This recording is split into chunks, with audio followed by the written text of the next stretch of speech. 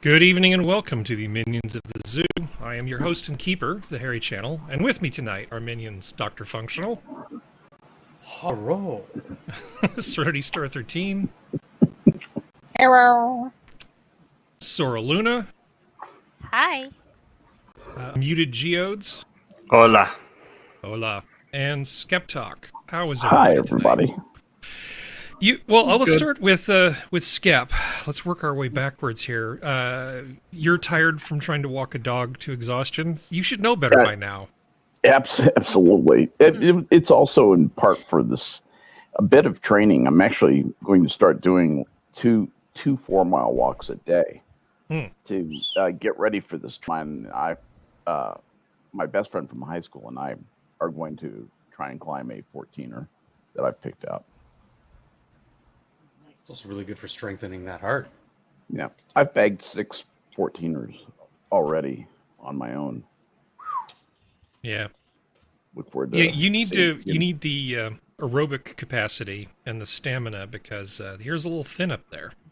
It is. It is. You really got to stay hydrated. I've learned a little bit about it, from going up, talking with guides, hanging out with guides up there. You learn what the safe procedures are. Nobody ever takes warm enough clothing. In the summer, it starts out, it's like 75 degrees and you're going uphill, right? You're not even thinking about putting on long clothes. Get up to the top, temperature drops to 50 degrees and it's sleeting. From a clear blue sky to sleeting in an hour. And that happens quite a bit. And the clouds come in during the middle of the day and then they depart, in the evening. But you get caught on the peak at 1 o'clock in the afternoon. That's where, the second greatest number of lightning deaths in the United States happen in Colorado because of the lightning strikes of hikers on the peaks. And that's after Florida, of course. I thought it was just God trying to right a wrong, but okay. Yeah, but very few shark attacks though. That's good. Or alligator attacks. Let's see. So that's my stuff. That's your stuff. Hey, Functional, how are you doing? I thought I was going to be last. I don't care. Reverse. The I'm last not shall be prepared. first. That's in the Bible. Unless we're going in chronological order. I'm okay, as some might have already known. I came down with a pretty nasty stomach bug last week, so I wasn't really too conscious throughout the week, but feeling a whole lot better now. And I just had pho. Oh my god! You crazy Vietnam protein, bastards! Which protein did you beef. get with it? 3 like kinds tongue of beef. or steak?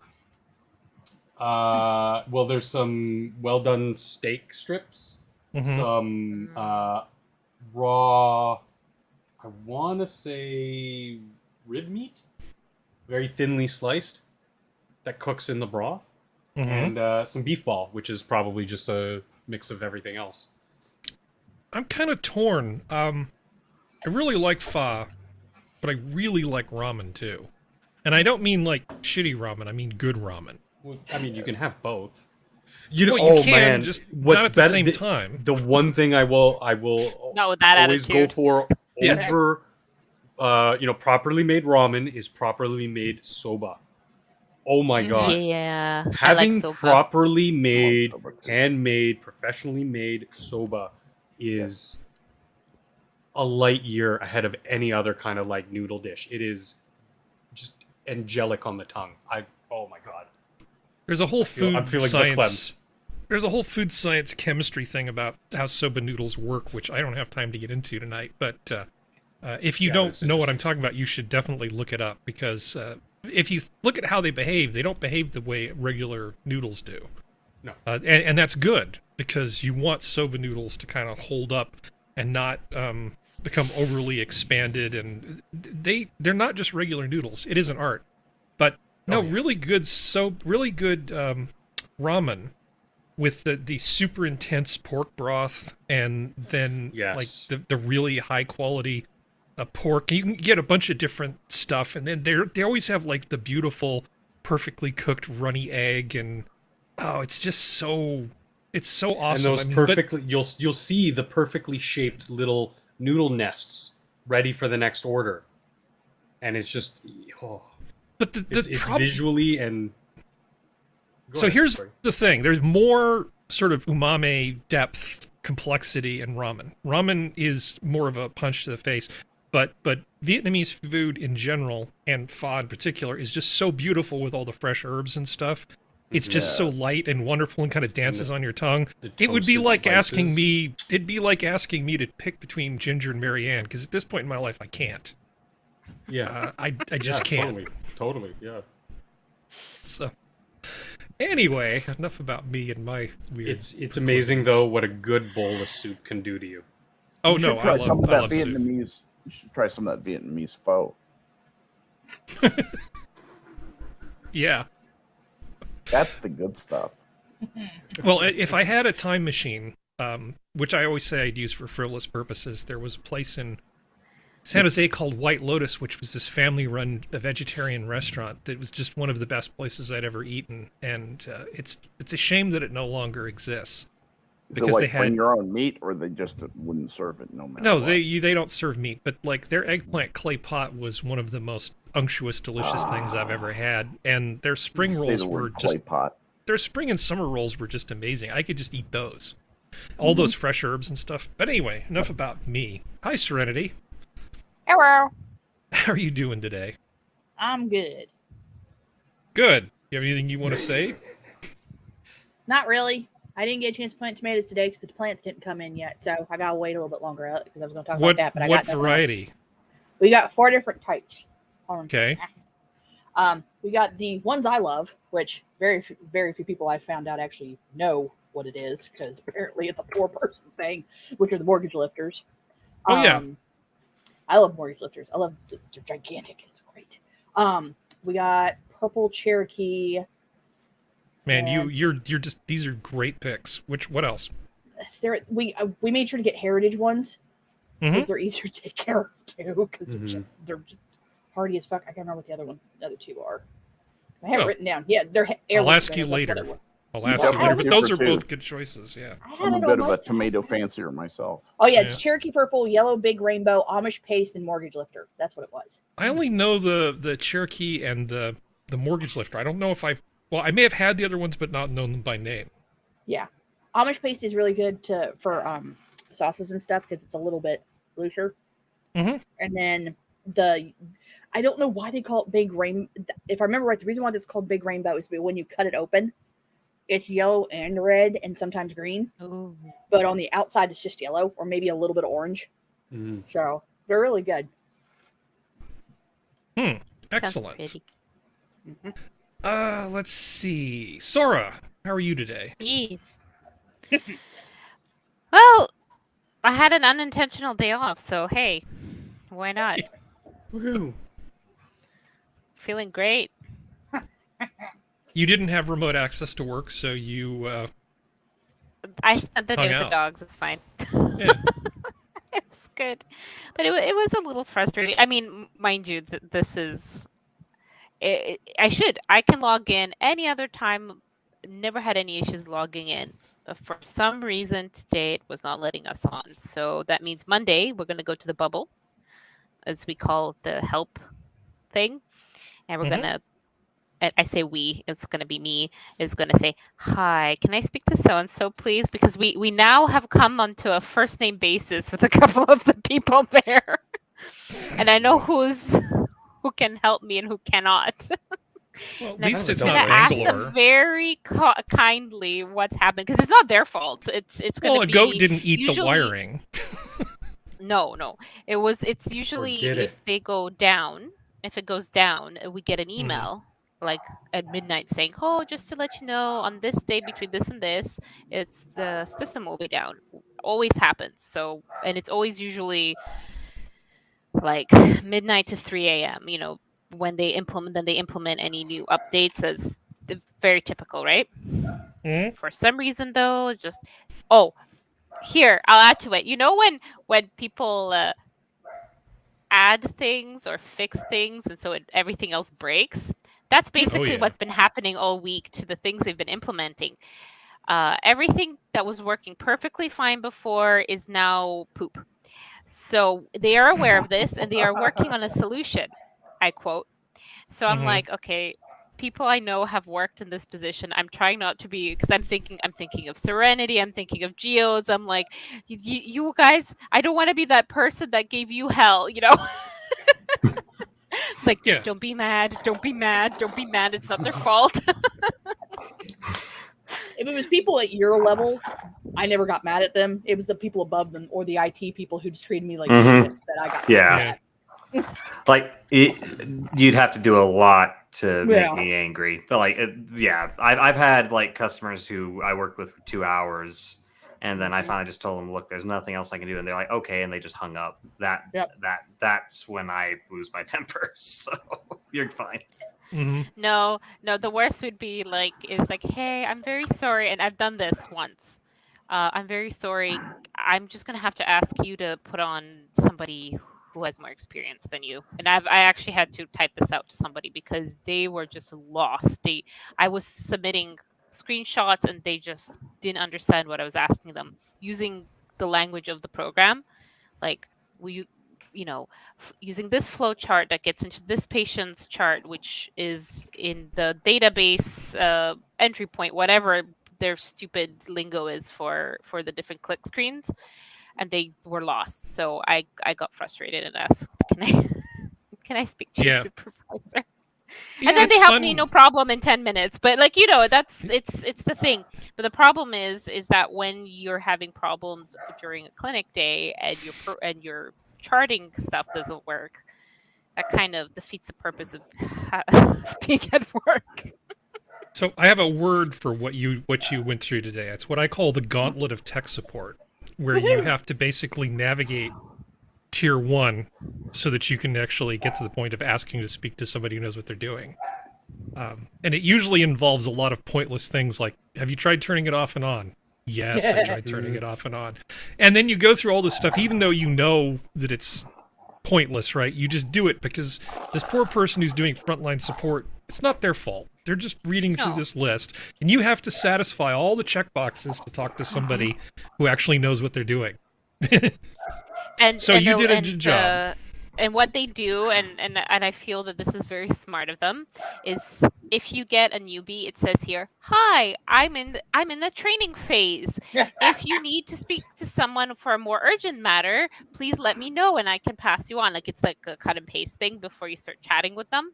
And most of the time, it's like, okay, well, something like this is standard. They for sure they can at least read something out to me that it no.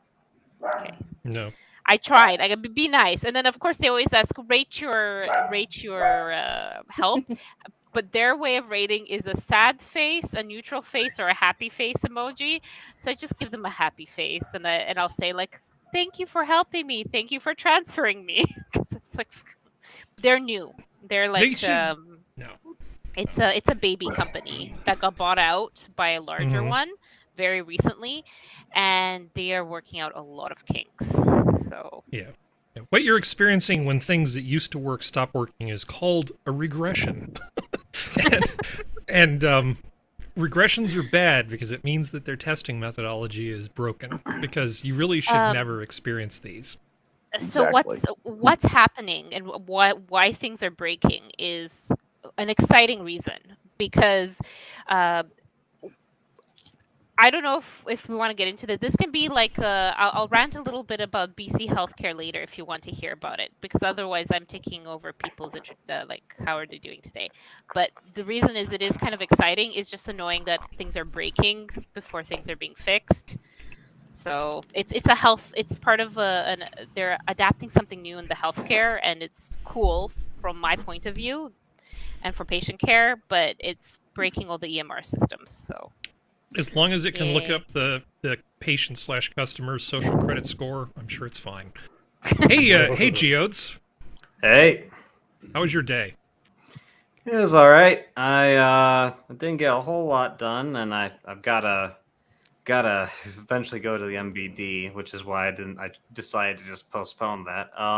But otherwise, I'm good. So you're good. Yeah. Okay. Yeah. I'm gonna take you at your word then. Yeah. And not press you on the details. It's all right. Okay. It's all right. Yeah. All right. Yeah, you got to get your car working, man. Got to get all that stuff cleared up. Yeah, I mean, everything's more or less working except the stupid government website, but otherwise we're fine.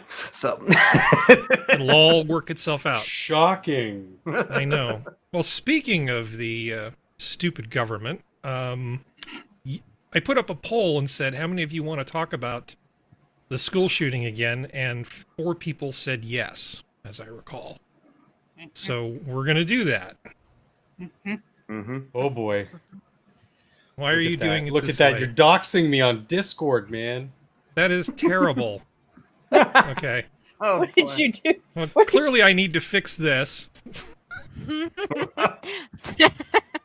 All right.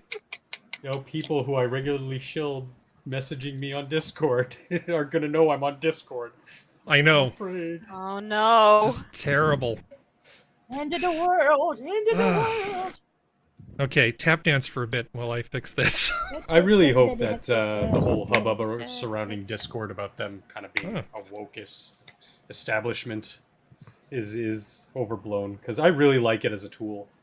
I haven't heard of anybody with Me no neither, one other So than it's them shutting down kiddie porn rings Yeah. or violent extremists. Yeah. Hey, before we get too far into that, why don't we say hello to everybody in chat? I see that Mike good R idea. is there, Elwin, of course. Hello. Green Badger is there. Hi, guy. And Jack. Jack. Yep, Kiever Hi, Dam. Jack. Love you. And let's see. Oh, Whoa. Costin's here. Hey, Costin. I'm here, ready for Hi, blaming. Boston. Okay. Good to see Well, this you. isn't Anyway, great. It's great to see everybody tonight. Just want to make sure I didn't miss anybody. Hi, Jack. Jack Gunsky's here. Yeah. So this isn't great, but it's it's better than what we had a moment ago. So, you guys wanted to talk about this, specifically the timeline. What is it you guys want to say? Who suggested this? Was it Geodes? I posted the links to kind of keep track of them later. But yeah, no. Generally speaking, it's one of those things where more info keeps coming out, so I'd say it's still kind of a developing story, but the big thing is mostly them kind of going over the timeline, and then the media saying no, that now they're changing things, and then now they're saying that apparently there was issues with the police not going in immediately. It's right. It's still kind of a mess right now. But If you want to get a little more antsy, a little more mad about the cops, apparently, I think it was a month or 2 ago, they had this kind of training done at a local high school, and they were like, "Yeah, we had," and they posted it on their social media. They're like, "We did the training." It's like, apparently you didn't. Yeah.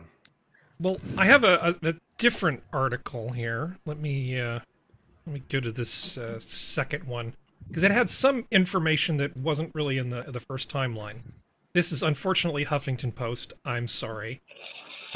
Director of the Texas Department of Public Safety, Steve McGraw, said Friday that Peter Anredondro, chief of police at the Consolidated Independent High School District, had stopped at least 19 officers from breaking into the school as the gunman opened fire for at least an hour. Okay. Alrighty then. They believed that the shooter had barricaded himself and that children were not under active threat. So we have that little piece of information. Moving forward here, according to federal officials, agents from BORTAC, an agency I didn't know existed, the Custom and Borders Protection Tactical Unit, and ICE's Homeland Security Investigations arrived at the school between noon and 12:15 on the day of the shooting. Now, what's not listed here, which I have heard in other things and seen in other articles, maybe it's BS, maybe it's bullshit, I don't know, is that one of the people on that team had a child in the school. So they may have been motivated. I've heard that confirmed in a couple of places. Okay. So that may be an additional fact, which would explain why the "no, go screw yourself" may have actually kicked in to the extent that it did. So according to federal, the day of the shooting, local law enforcement asked them to wait, and they were kindly told to fuck themselves, and then instructed some of the agents to help pull children out of the windows, according to NBC. But the BORTAC team, armed with tactical gear, instead decided to storm the building about 30 minutes later, reported NBC. Which does raise the question of, if they hadn't actually done that, how long would they have waited? Because it almost sounds to me like it could have been hours before they moved in if the idiots in charge had been left to it. Finished his ammo. Yeah, exactly. Probably. Sorry, go ahead, Skep, and then anybody else, because I cut you off. Go ahead. I was just going to say that the Vortex team completely usurped the scene commander's authority. You know, the commander on scene is the whoever the ranking local cop is typically. And in that municipality in Uvalde, they actually have a city police force, and so the senior guy there was directing things, and what he's afraid of is he's going to send his people willy-nilly, and 5 or 6 of them get picked off by this little asshole before somebody finally guns him down. And so that's from, you know, the commander of the police. He wants to deploy them intelligently. Of course, he wants to get the guy as soon as possible. Nobody doubts that. Whether or not he wasn't negligent, he never stopped wanting to do the right thing. Whether or not, you know, there could be a better procedure, or whether or not he was prepared, I think that's what happened. Really, was it caught them so completely unprepared that some of these lags are them getting into gear, basically. Yeah, the stress of the moment probably didn't make it easier to make good decisions either. Oh, absolutely. Except, you know, of course, that's kind of what's in their job description. And it's a kind of a, correct me if I'm wrong, but Uvalde is a like smaller municipality. Like, it's not a like Uvalde has like I don't know, 30,000-40,000 people probably. Uvalde population, I'll tell you real quick. It's the only town around there. I mean, it's the metroplex, if you know what I mean. The latest news I heard is that apparently after all this, they've also started doing 16,000. Okay. 16,000, just to get that out there. Sorry, go ahead. Yeah, no worries. But the latest news I've heard is also kind of, as I think partially in response to all the press being very critical of the police and what happened there. They've now arrested like 4 other people that they had suspected of potentially going to eventually commit similar crimes, like a lot of teenagers and stuff like that as well. So we'll see how what happens as it kind of goes forward. But yeah, it's I will say for the police, it's not looking too good at the moment. So yeah, well, it's like Arredondo just took over in 2020. Like, he's like, I know he's been a cop for a long time, but as being the head of it, he's fairly new. And I understand, and I get the whole being afraid for your life, but they literally trained for this not 2 months ago and bragged about it on social media. This is not, they kept quiet about it and just continued to do their stuff. They talked about it on social media. And then we're like, no, we may get shot. And it's like, there's children in there. I'm sorry you may get shot, but kids are kind of more important in some cases. Like, get off your butts and go in. Stop. Like, it's kind of like what happened in Florida. It's like, I'm afraid I'm going to get shot. You signed up for this. It's like a firefighter being afraid of going into a burning building. Well, there's a difference between being careful and being... Okay, one of the things I think you have to remember is at the classroom door, you know, that's where the resource officer tried to get in. The kid shot him through the door, actually grazed him with a bullet through the door, and that's why they backed off of that, because, you know, the kid would have shot them through the door. Anybody who went through was going to get shot, and that there was no windows. That's throwing lives away. Yeah, that's what I don't understand, is why there wasn't an assault through the whole side that had windows. Well, Vortex managed. Yeah. Like, there's windows. Well, and hold on, because I think that they did the right thing in hindsight, and also in hindsight, they got lucky.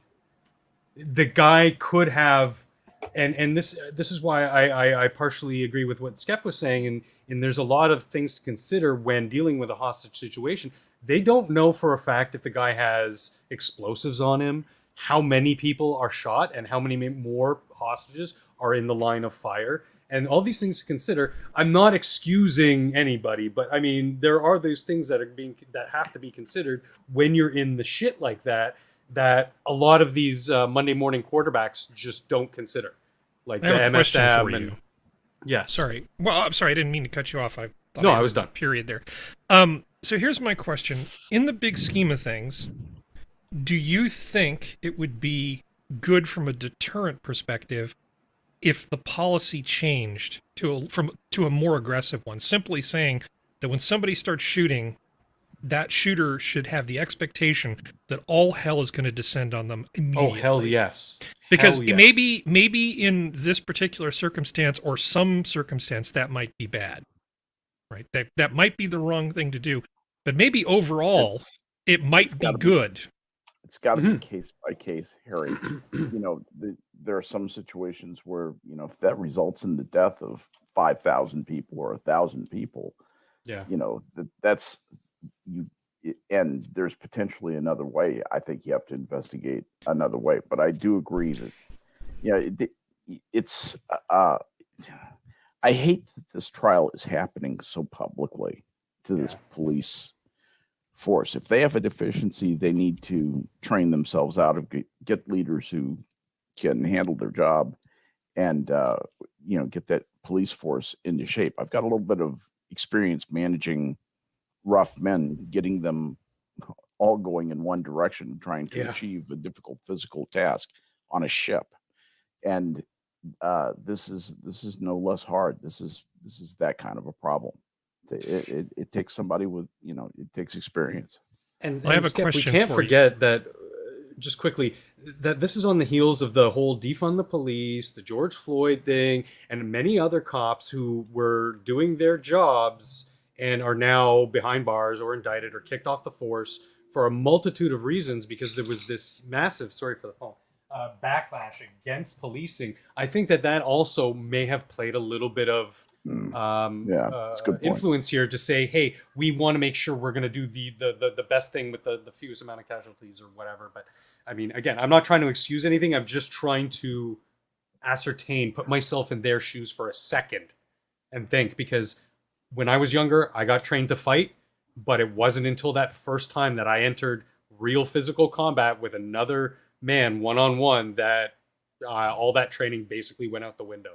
And it's a completely different mindset when you are in the shit like that.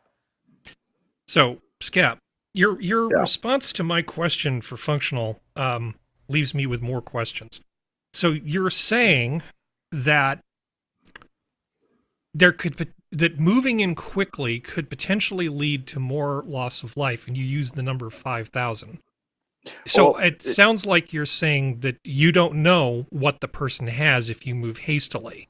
That they could have a bomb or poison or any sort of thing. Okay. Yeah. I should have put it in percentages. He could kill 100% of the people he has under threat, which is typically what's going on. I mean, if the guy's isolated, descend to holy hell. Say, come out with your hands up. As soon as he says no, open up with the automatic stuff. That'll take care of business. Red mist the guy. But when he's got effectively a bunch of hostages, some of the people in that classroom survived.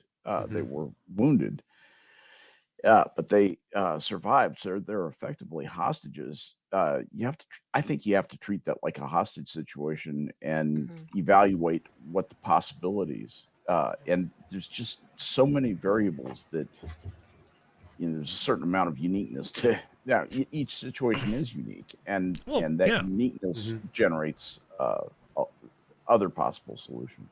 Well, I still have a problem with your line of reasoning. Is I understand what you're saying. What's the problem?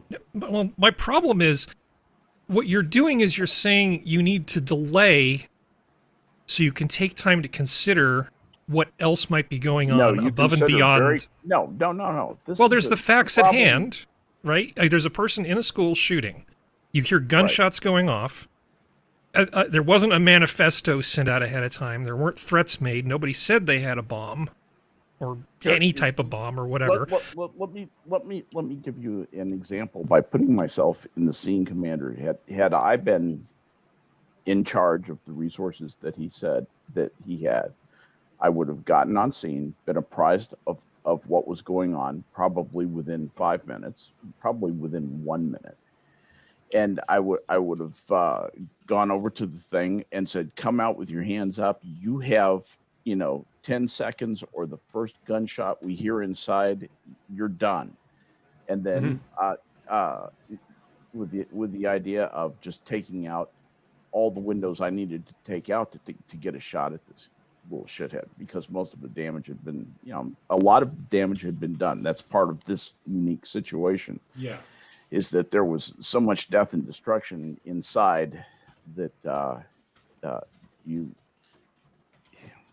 it's a terrible calculus to have to make, but I think that, and if I can quickly interject, you take a greater risk to the lives of the hostages who still survive on that basis. Sorry, no. But just like from what was reported, there was also a bit of carnage before he entered the school. So he shot his grandma. You, as a scene commander, think, okay, well, this person is hyper reckless and they are intent to do more damage. So all these things you need to. I completely agree with you. In if I were to put myself in those shoes, I would think a swift, decisive. Give them the choice, but then a swift and decisive action. Yeah, but the decision point in a situation like this, because there has been so much loss already and so much more at stake, the parameter that you emphasize here is speed and directness. Yeah, that's all I'm saying. But there might be situations where caution and reason, like you have a suspect who's talking with you and hasn't killed anybody yet. Like hypothetically, a kid who goes to that school, brings a gun to school one day, starts threatening people, but they're communicative. That's a whole other ballgame. That person, you might be able to talk down and avoid any and all tragedy.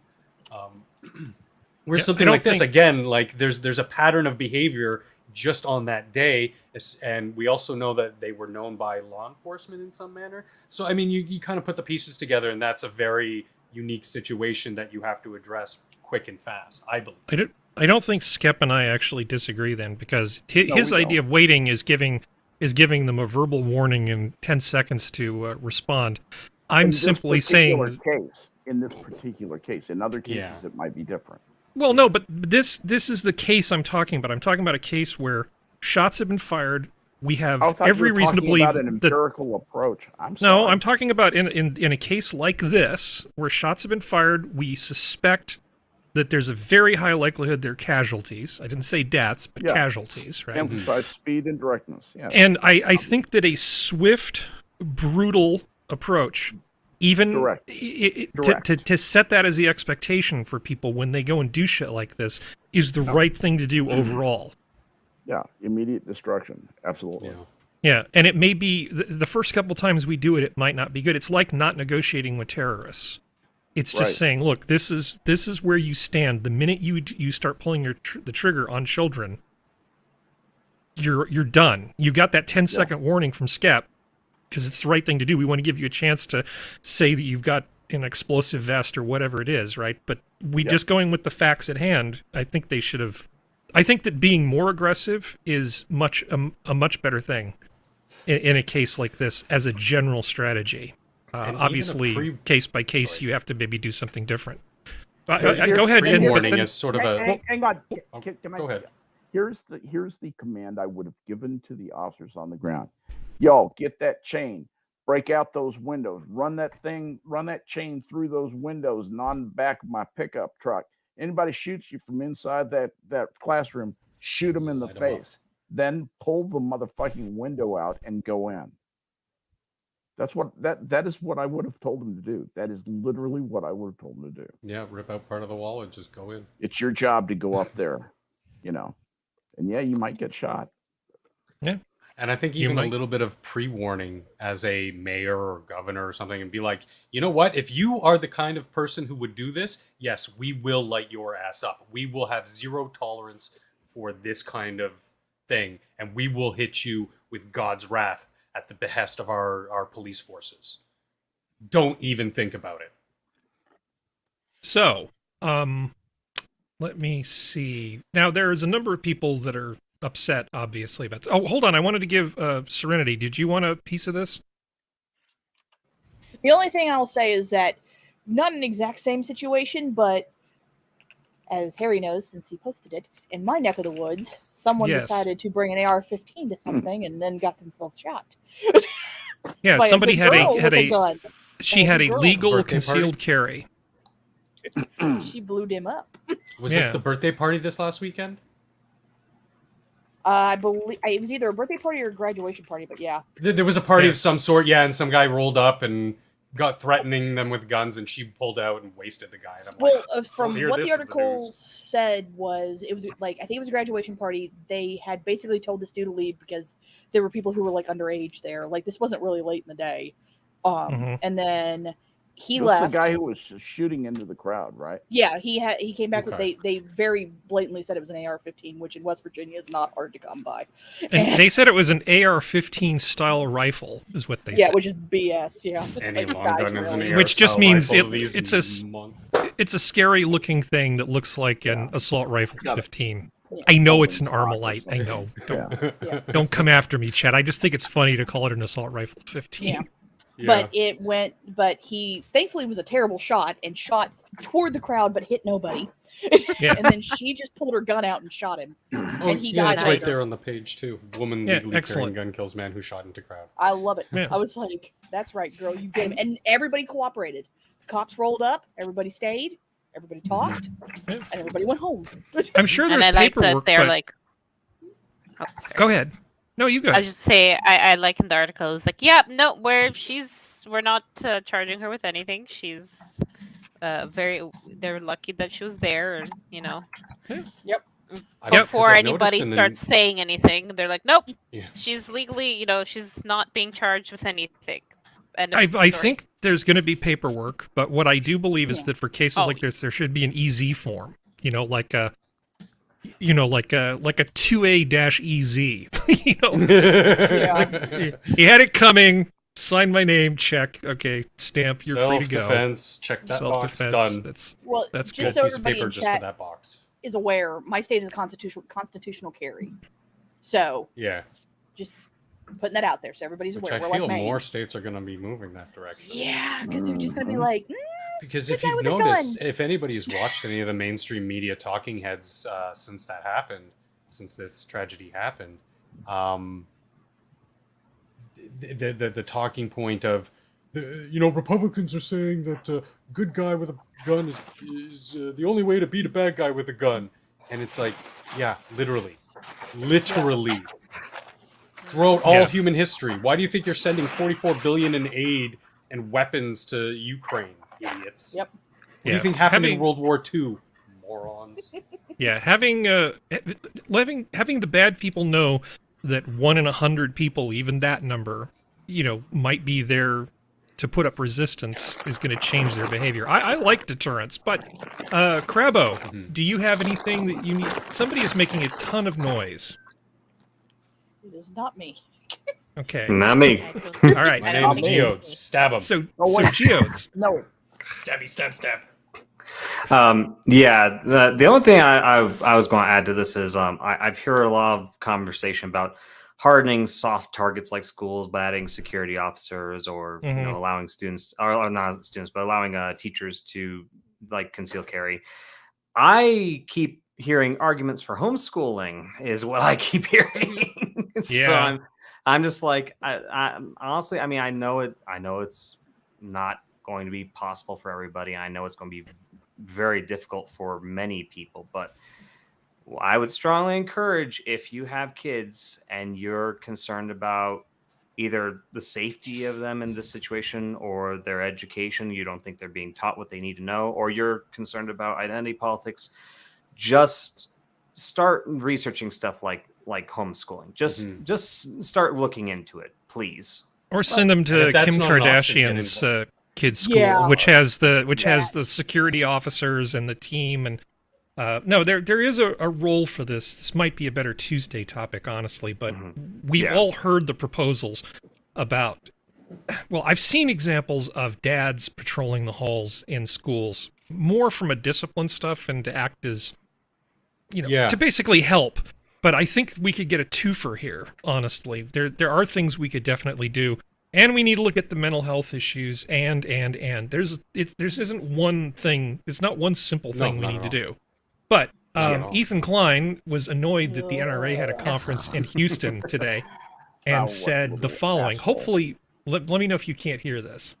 So there was a big protest outside the NRA meeting, which was good. Do we have any insight into what they're actually talking about there at the NRA meeting that's today in Texas? Someone should bomb that building. Mm-hmm. Thanks, Ethan. That was great. I'm not sure what we need to say about that. He really wants to just scorch earth his career, doesn't he? Yeah, he's own-goaling himself pretty well at this point. The thing is that, and people have pointed this out, compared to gigantic companies or even Planned Parenthood, NRA does not give that much money. It's like in the maybe hundreds of thousands, like maybe 100,000 to politics. Like Planned Parenthood gives more money. Like the NRA is not doing anything. They are though, in that I looked up 10 years ago what it would take for me or anybody new to join the NRA, what kind of things they talk about. And, to my surprise, they talked about a lot of gun safety, range tips, how to properly store a weapon if you have children. All really good things. So I don't understand where this hate boner comes from. Well, actually I do. It's pure ignorance. Pure Well, ignorance. they're a good scapegoat because the NRA has always been the big boogeyman, especially when Charleston Heston was like its leader, because he talked about the Australia gun ban and stuff like that. I remember this stuff from years ago. So it makes, and they would talk about, well, if the guns go away, things are going to get worse. And then people were like, no, it won't. And then, and as someone on Tumblr pointed out, it's like Australia has no room to talk because they forced you all into camps for reasons. So maybe gun being taken away is not a good thing, but it's on a slight similar tactic. It's very funny how, for the most part, the narrative is shifted. For like 24 hours after the incident, everybody talked about guns. Like, there needs to be more laws, blah, blah, blah, blah, blah, blah. The minute I think someone did polling, or several people did polling, it all switched to the fact that the cops were incompetent. Whether you think they were or not, we're not going there, because we've already talked about that. It just hard shifted. They've stopped talking about guns for the most part, other than these idiots at the NRA conference, which they're allowed to frickin' protest. Go for it. You're absolutely allowed to. But you have these tiny little men with gigantic elbows holding up signs going, you're a coward. I think one of them was screaming. Tiny men with gigantic elbows. That was the joke on Tumblr. What is this word? What is this word picture you're trying to paint? That was the joke. People were making fun of him on Tumblr because he's a tiny little man, and he was just like he was calling other people who have guns cowards, or like wussies or something. Like, I can't remember what it was. I have to find the post later, but it was still weak. You're weak. You need a gun because you're weak. That's weak. what it was. Yeah, it was weak, and I'm just like, honey. What I liked was him saying, "You need a megaphone because you don't have a loud voice," and he's shouting and his voice cracks. That was the best part. I thought that was the funniest shit. Boy. I have something a little. Go ahead quickly, but I do want to move on to something a little lighter. This is going to be a big different topic, or it has been a big topic issue for our leadership race coming up. In that, I mean, you guys probably know Trudeau is very anti-gun, and that seems to be creating a division in polls because a lot of people in Canada still rely on guns for everyday life, not just defense. Something actually, a tool like anything, right? Yeah, not to deviate too much, but there was actually another story about a guy who was near a school with a gun in Toronto, and the police got him before he got too close. Yeah, I linked that to you guys. Basically, he was just walking down the street, and they said that he became belligerent with police when they tried to stop him, and they gunned him down. Didn't fire a single shot. They just gunned him down. I mean, that's. Gotcha. I mean, I obviously can't know every little detail of the interaction, but on the surface, that's illegal here. You're still allowed to walk with a weapon. I don't, come on, don't be stupid. If the cops stop you, stop, let them do their shit, if anything was amiss, you can fight them in court later on. It's not worth your life. Yeah. No. So don't be a dick because you want to prove a point, and now you've lost your life for it. If that was his rationale. Yeah, posthumous Pyrrhic victories are the worst victories, honestly. Yeah. Those laws only apply to Canadian citizens. I am a maritime trader. Were you traveling? So only maritime law applies to me. Yeah, you're a boat. There you go. Yep. It says boat on the back of your birth certificate. I don't remember how it works, but it's something like that. Am I being detained? Yeah. Okay, so I wanted to, since there was so much misinformation, disinformation, wrong information about that, I thought there were a few stories about disinformation that showed up in the news. This one I particularly like. Russian propaganda claims Britain on the brink of cannibalism due to Ukraine war sanctions. They couldn't even spell channel right. They couldn't even spell. They put 2 H's in channel. Yeah. Channel. So, a Russian news outlet has claimed that the rising cost of living in the UK may soon tip the country into another crisis, cannibalism, citing an article by Jeremy Clarkson in which the ex-Top Gear presenter joked about Britons eating their neighbors. Can't Pronounce TV said journalists begin to say terrible things aloud, reminding them of the risk of cannibalism. The television channel, which is owned by Vladimir Putin backing businessman Don't Care, quoted Clarkson's Sunday Times column at length, in which the broadcaster wrote, "Politicians say they are monitoring the situation, which means they aren't doing anything at all. But one day they will have to, because while people can live without heat or clothing or even sex, they cannot live without food. Hunger makes people eat their neighbors." There's entire Reddit threads for people who live without sex. So this Russian TV article said, "Cold hunger cannibalism, London falls into own Ukrainian pit." Yeah, this is great. This is really cool. I don't know. Any thoughts on this? How desperate are the Russians? Or are they just trying to fill column inches with bullshit at this point? I don't know. Listen, there is such a horrible stereotype of bad British cooking that I don't know they'll notice. Yeah. You know? Long pork will taste the same to them. Yeah. How are what are these called? Carnitas? They seem a bit gamey. Ooh, foreign food. How quaint. Yeah. Sure, I'll try. Just put curry sauce on it. It'll be fine. Yeah, just make it into a kebab. They'll eat it. Yeah, exactly. But then, like, on a more serious note, say if you know, we are a little bit of kernel of truth in terms of high, costs of food being so expensive, they had decades of rations after the war and lived in pretty austere, horrible measures, right? I think until the coronation, they were still under rationing. Yeah. Yep. So it's, I think, I hope they don't have to go through that, but unfortunately, I think they might be used to dealing with that. So, will anyone really miss the Welsh, though? I don't know. I don't want to say anything. If you want something that's both funny and interesting, Clarkson actually has a thing on Amazon Prime where Clarkson's Farm. And he actually talks about a lot of the crap that farmers have to go through, even just in England. And it is funny, but he does get serious, and he's kind of turned into this big farming advocate for Britain because of the fact I think he has 100 acres, and he tried to farm it. But it's actually really interesting because he does talk. It's kind of like Top Gear. It's the exact same way, which is Top Gear was hijinks and stupidity and insanity. But occasionally they did tell you stuff that actually made sense, and that's basically the same thing. But yeah, if you want to learn a little bit how British farming is, which would explain how Americans farming is, it's actually a good bit of insight. Well, okay, there's some key difference between British agriculture and American agriculture. But leaving that aside, in a lot of ways, things are a lot more terrible for the British than they are for us.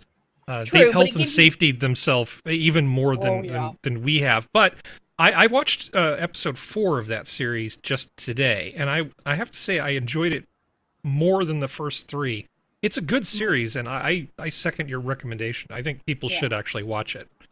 And it's more edutainment than Top just tier ever was. the tomfoolery of the boys running around doing crazy things. I think either it has a second season that's coming out, or the second season has come out. I can't remember which, but yeah, no, it gives you. We are very different. The British and Americans are very different when it comes to farming, but it does give you an idea of where it could go with America if you let bureaucracy control too much. Because we already have our own problems. But you need to be able to grow your own crops. Yeah. Without having to just destroy them because the government. Except Bill Gates bought all the farmland. Okay, never mind. Yeah, Don't stop, Harry. Bad Harry. Okay. Bill Gates. So there was this thing that happened. It was in the Daily Dot. Many of us have seen this going around. There was stuff on the Twitter about how Kyle Rittenhouse got a $22 million parting gift from The View. Mm-hmm. Turns out this was just BS. Rumors are flying across the internet that Kyle Rittenhouse settled a lawsuit against The View for $22 million and a formal apology. It would indeed be huge news if The View agreed to pay $22 million to settle Rittenhouse's supposed defamation suit, but it's not true in the slightest. Rittenhouse has never sued The View. It is sort of like not winning the lottery when you didn't buy a lottery ticket. Yeah. Very unlikely that you're going to win. Sorry, Skep, go ahead. What is the one word in the first sentence that tells you this is a fraud? There's one word. Find it. Apology. Rumors? No, the one before it. Formal. There's no such in a lawsuit. Okay. Or even a settlement, you'll never hear it referred to as a formal apology. That's not a legal term. It's called an apology. And an apology has certain legal aspects to it in that kind of law. It's extremely technical, but there's no such thing as a formal apology. That's something that somebody read in a book and formal apology. Yeah, that sounds good. They'll go for that. That's crap. You can tell that's crap just from that. Yeah, it is crap. Okay, let's see. Moving on. Let's see. Oh, the next thing is just terrible. I apologize. This is an article in Vox talking about how awesome it is that all the money we were giving away was lifting people out of poverty. And then put them right back after inflation. So they have this whole story about these people, which I'm going to skip over because it's not that I don't care. It's just it's not important for this. The economic impact of the expanded child tax credit was profound, according to one analysis by researchers at Columbia University's Center on Poverty and Social Policy. The payments immediately lifted 3 million children out of poverty in July. Oh, so fantastic. Congress only approved the expanded payments through the end of 2021. I know, it's just so unfair, isn't it? Advocates for the policy hoped that the program would be extended. Of course they did. Possibly as part of President Joe Biden's bigger social and environmental spending proposal, Build Back Better. But Republican senators were uniformly opposed to the Build Back Better, as was Senator Joe Manchin, Democrat, West Virginia, who said he specifically couldn't support extending the expanded child tax credit due to its lack of work requirement and its price tag. About $1.5 trillion. Money printer go Burr. Now, this is fine. We understand that Vox is a bunch of idiots, and nobody here doesn't want to help children. The problem is, what exactly is the issue that we're dealing with? So I thought I would actually talk about something very briefly that I've threatened to talk about a few times. What do they mean by people living in poverty? What does that actually mean? Who defines who's poor and who's not poor? Well, it turned out one person's household is $12,880 per year. But how do they come up with that number? And it turns out there's a couple different ways you can go about it. But in the 60s, when they needed a definition to work with. This one economist who worked for the government essentially decided that it's roughly 3 times the annual cost of a nutritionally adequate diet. Now, there's a lot of wiggle room here, but they just simply said, as long as you have 3 times the amount of money it takes to feed yourself in a healthful and not too monotonous sort of way, that's where we draw the number. And you come up with numbers like, in 2005, A family of 4 gets about $20,000. It isn't poverty in the sense of these people are living in just squalor. It's just that we've come up with this measurement. Now, food, there's other measures that people use talking about poverty. Like some people say that it should be relative because you don't want a bunch of people being really poor in a society where lots of people have all this money. But then you never actually get rid of poverty because there's always somebody at the low end of the scale, unless you just go straight into communism. Or you just start killing them. So when you hear people talk about poverty, you need to understand that this number is a little slipperier than you might think it is. For example, let me just get this one part out, and then I'm going right to you, I promise. For example, official poverty figures take no account of refundable tax credits or the value of non-cash transfers such as food stamps and housing vouchers, which serve as income for certain purchases. Incorporating these factors into family income would have reduced the measured poverty rate by an estimated 1.9 percentage points in 2002, just as an example. So this is just to give you an idea of how slippery the things are. I don't claim to be an expert on this. I know enough about it to be dangerous. So Skep, talk. Okay. Let's looking at these, and this is this is Health and Human Services. This is the ASPE number from HHS.gov. The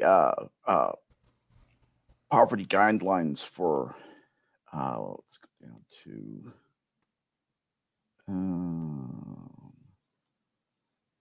hold on. Oh, let's get a typical one. Let's do Washington, D.C. Washington, D.C. That's one person is $12,880. Do you think a person in Mali who made $12,880 a year would be poor? Poor is a relative thing. What we call poor in this country actually buys a lot of goods and services. And the great thing about the global economy is it's starting to act as an arbitrage against uneven distributions of wealth production and capital. Eventually, slowly, those tanks kind of slosh out and even up as the sloshing goes over the various baffles, that are designed to keep the sloshing from sloshing too hard. Eventually, those things will start to even out. But right now, being a poor, if you're going to be poor anywhere, you should be poor in America. Okay. Hell yeah. Yeah. A family of 4, can eat, stay warm, and get Medicaid at $26,500 a year. This is the only country in the world where the average poor person has a car. Every member of the family has a cell phone, okay, and they have a place to live in and food to eat. That's an interesting definition of poor. It's a fantastic definition of poor, and I noticed Serenity perked up when I mentioned her senator, Joe Manchin. I suspect you probably agree with Senator Manchin on this, but what do you think? Is she off dealing with dogs? She's off dealing with dogs. Yes. Okay. So never mind, Serenity. We'll keep moving. No, I agree with Joe Manchin. I mean, it's just giving people money to improve these numbers. It's like, yeah, I care about poor kids. I care about kids that don't have enough to eat, but we don't have $1.5 trillion just lying around burning a hole in our pocket. And as laudable as it all sounds, I think we need more perspective, like Skep was talking about. What does it mean to be poor? We've talked in the past about food stamps. We've talked about the school lunch program. It's not like we don't care and we don't have opinions about this stuff, but just throwing money at people who have kids and low income doesn't seem like a good idea to me personally, however laudable it may feel. I think it sounds like a horrible idea. You're giving, you're treating a wound with a gangrenous used Band-Aid. because now in printing this money, you're going to make it even harder for these poorer people to be able to afford more goods. They're going to be able to afford less goods because the value of the dollars that they were earning are now worth less. It's not a solution at all. It's a terrible, terrible idea. I'm still, a traditionally liberal type person. I still like the social safety net if it doesn't cause undue stress. Like $1.5 trillion. That's insane. Yeah. Well, we are a little behind schedule, and I don't like to spend too much time talking about econ, but it just riles me when I see stuff like this because I don't think most people know what they mean when they say poverty. Poverty doesn't mean what it's. This isn't Oliver Twist or little what was it from the Christmas Carol? The little kid that was handicapped. Tiny Tim. It's not Tiny Tim sitting around going, I don't get a sliver of goose this year because we didn't get our earned income credit bonus. It's like, no, it's not like that at all. Yeah, because even if you're on the quote-unquote wrong side of that economic bell curve, you're still living pretty well. As Skep pointed out. So here's one thing you can't do with food stamps. Salt Bay is actually in Las Vegas right now. Canadian's most famous butcher, Nusret Gokche, also better known as Salt Bay, just opened up his restaurant in Las Vegas, and we checked it out. For the main entrees, we went with a giant charred grilled 70. This guy's such a douche. I'm sorry. Girls, ladies, whatever. Stop encouraging this guy. Ounce tomahawk, which went for $550. And if you want the 24-karat gold-coated, highly marbled version, that's $2,700. For the second dish, we went with the 8-hour roasted asado short rib, and that was $350 for 5 people. What the hell? But of course, everyone's here for this. The food was definitely better than expected, but if you're coming for just that, you're... Okay. You go for the show. So I watched a few TikToks like this that review the food, and most people are kind of like, but you're going for the experience, the show of it, not the food. Okay, I'm like, here's what you're going for. This right here. Think this of right this there. more like a dinner theater. Oh, yeah. Salt Bay's only in Vegas for a month. Better go eat. Yeah, I mean, I respect the hustle. As a fellow chef, he took his craft and he turned it into a spectacle that got him more money. Good on him. I fucking hate the guy. I mean, if you take it from that point of view, yeah, I agree with you. Doesn't mean I have to like the guy, I respect the hustle in like Hollywood, the music industry, whatever. Doesn't mean I'm gonna, love Britney Spears' craft or what's that other one with the WAP song? That other popular hippity hop music. I don't know. Cardi B, Megan Thee Stallion. I don't know. All the same to me. Any rapper who's like /the animal is almost always not good. Sorry, go ahead, Geodes. I feel like this guy has like some pickup artist channel with food on like TikTok or something somewhere, and that I hope I'm wrong. Yeah. Doesn't he look short? He looks really small. Yeah. I don't know. Well, he's a short little Middle Eastern man. What do you want? I think he's all right or something. Enough of this idiot. So, speaking of idiots, Elizabeth Warren has decided that she is going to solve all of your problems. If things cost too much, why don't we just have the Price Gouging Prevention Act of 2022? So simple. So simple. Why not just have that? Oh, wait, I have to turn my soundboard on. You mean Pocahontas could have fixed all of our problems 30 years ago when she got into office? And I added some Elizabeth Warren sounds. Oh, no. And we've got that one. Did you hear it? No. Nope. Make sure it's going through your audio driver. I'll fix that later. Okay, so in this particular thing, it defines a whole bunch of stuff, but essentially it's very, very touchy-feely about what exactly price gouging is. In general, it shall be unlawful for a person to sell or offer for sale a good or service at an unconscionably excessive price during an exceptional market shock, regardless of the person's position in a supply chain or distribution network. Now, we are not going to spend a bunch of time reading this and making us all dumber. I did, however, want to bring up a couple things that we could actually look at here. I thought I would look back at the past when people have already tried doing this stuff, and maybe we might enjoy it, sort of some infotainment this way. So, these are the other bills that she's been sponsoring so far. There's the joint resolution directing the Federal Trade Commission to investigate and report on anti-competitive practices and violations in antitrust law and beef packing, judicial ethics, FEMA equity, Department of Defense Civilian Harm Transparency Act, Mama's First Act, protection of civilians in military operations. Yeah, she's just full of good ideas, and I'm sure that those names are representative of what they're actually going to do. Let's get rid of that. So Nixon tried to do this back in the 70s when we had our first supply shock. Because it turns out when you start monkeying with the oil supply, things go kind of nuts. So for instance, since the war, here's a handy chart showing how much things went up and what caused them. And these are almost always political things, right? So supply problems, OPEC embargo, you see like 73 to 74 oil prices went up 51%. And this was all because of OPEC.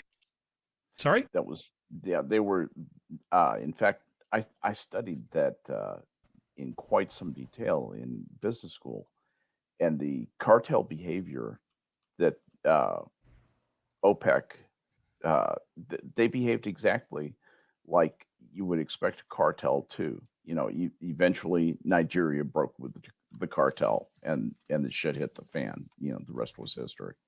Right. And the Iranian Revolution, followed by the Iran-Iraq War, knocked prices up 57 and 45% respectively in 79. So Nixon tried this.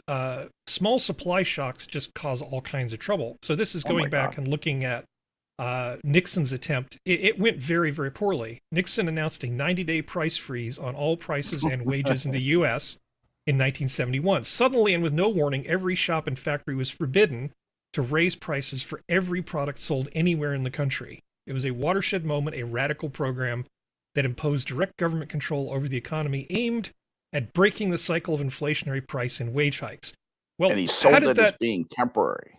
Yeah, and how did this go for you guys? Well, it worked for a while. The freeze persuaded organized labor to temper wage demands and broke what had been an inflationary spiral of price and wage hikes that sapped consumer buying power. But phase 2 of Nixon's program imposed increasingly complex rules that became both unpopular and a political burden.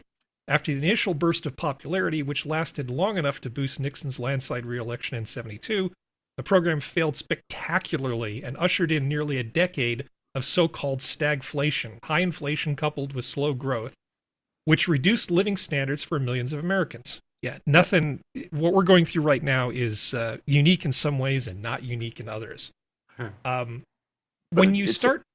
It's a terribly difficult problem for an economy to earn its way out of, because what the economy has to do is not just grow, it has to increase its rate of growth.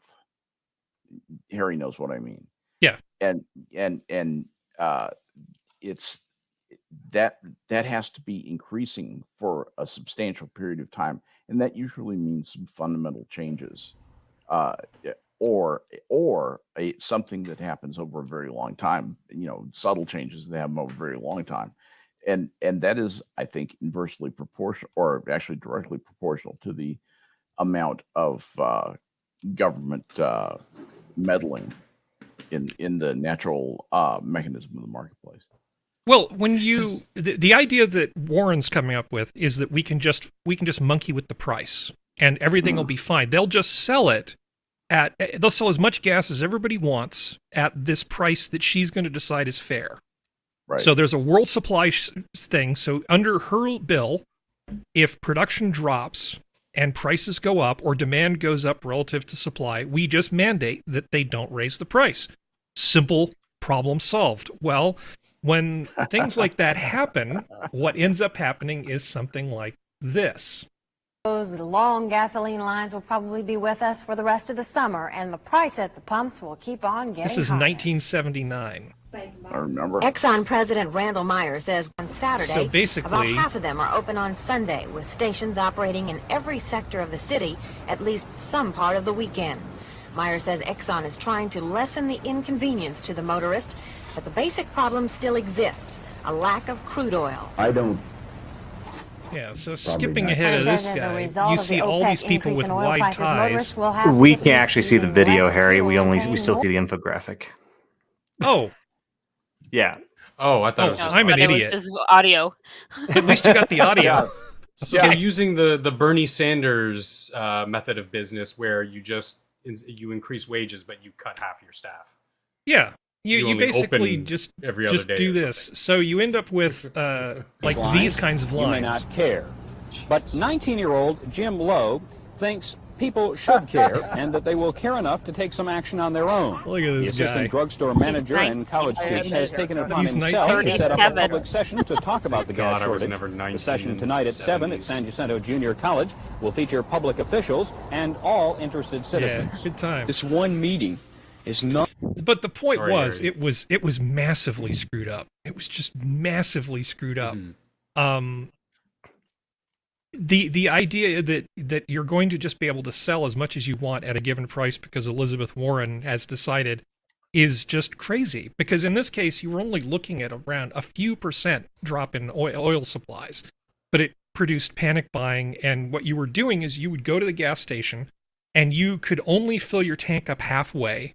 And in a lot of cases, depending on whether the last digit of your license plate was odd or even, you could only go every other day. And the stations were closed on the weekends. It was not uncommon for people to go to the gas station, wait in line for an hour or more, only to be turned away later when they ran out of gas. Yeah. That's how screwed up it was. And the station attendants had the ability to look in your car to make sure you weren't overfilling it. And you could be fined if you were getting more than a half tank of gas every other day. It was insane. Or if they caught you topping They off. did this to us recently here. Oh, did they Where now? you were only allowed, yeah, they put a cap on it's over now, but due to issues of getting, it was, because of the trucker thing, and even before that, issues of getting things across the border due to COVID. There was accidents or something happened where we had a few weeks where lots of gas stations weren't being refilled. So people were getting premium gas for the price of standard, and basically if they were more modern gas stations, they were able to cap. So basically you could only get X amount of liters in a fill. So if you were a nice person, you would get your gas and then you just go. But what people did was they just waited until they filled it up to however many liters and just filled it up again. So basically getting a full tank, but in separate transactions. Yeah, double dippers. Yeah. And then using, or in separate transactions, and then filling up a third canister of gas. And then in places where they didn't have that technology, like they were older card machines, nobody really followed through with it. So you had some gas stations that were completely empty. It didn't last for very long, but this was the last couple months here. Yeah. Well, it's And not now- terribly. yeah. I'm sorry. Go ahead. No, I was just going to no, say no, that go it's ahead. not terribly complicated here.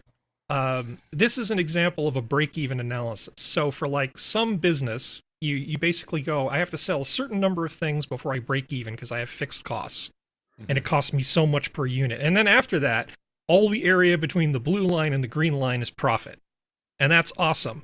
But that's only microeconomics. Macroeconomics work differently, because what happens is, as you gobble up more and more of some finite resource, the cost per unit that you sell goes up with each additional thing.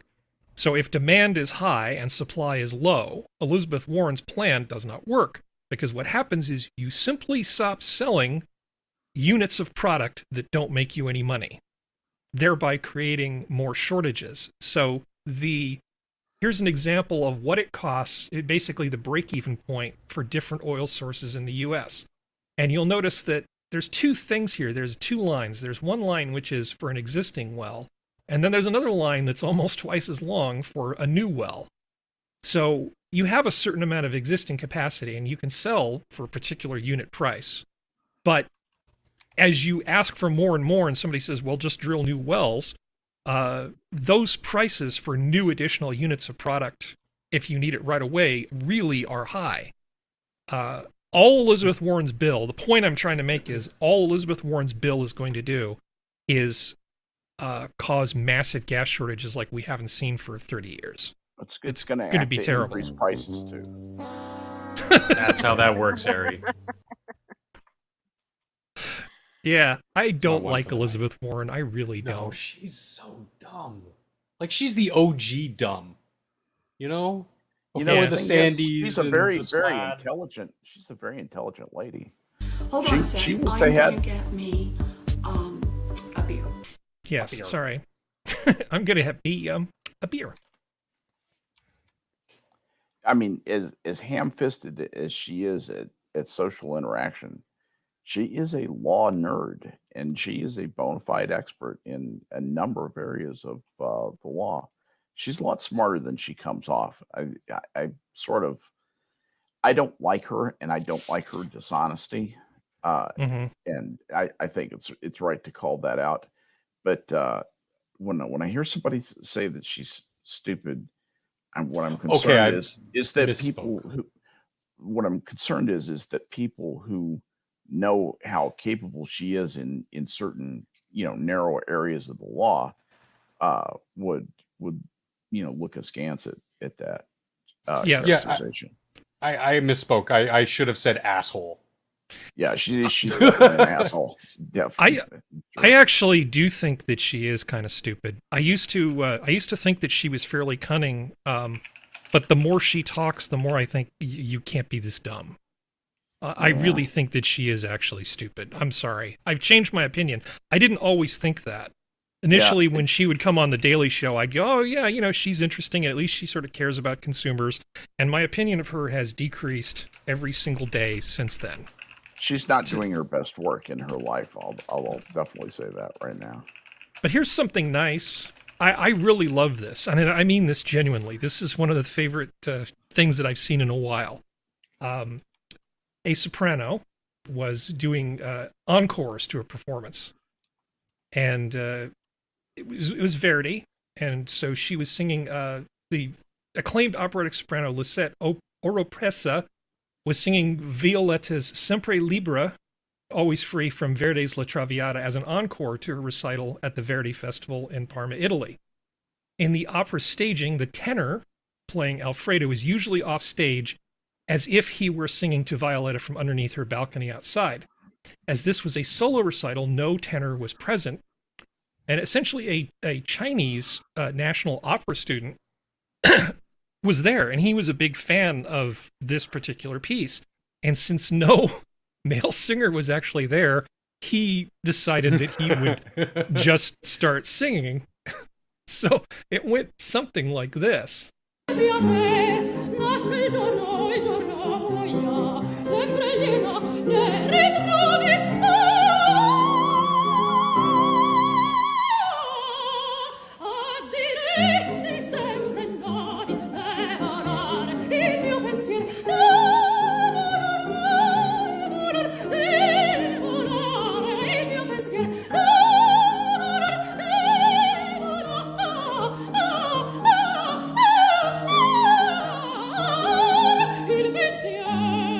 Beautiful.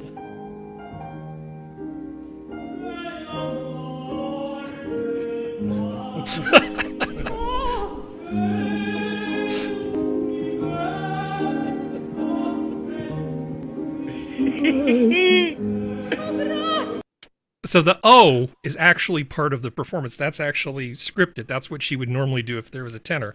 The grazie is organic. That's not part of the piece. That's wonderful. Here we go. That's sweet.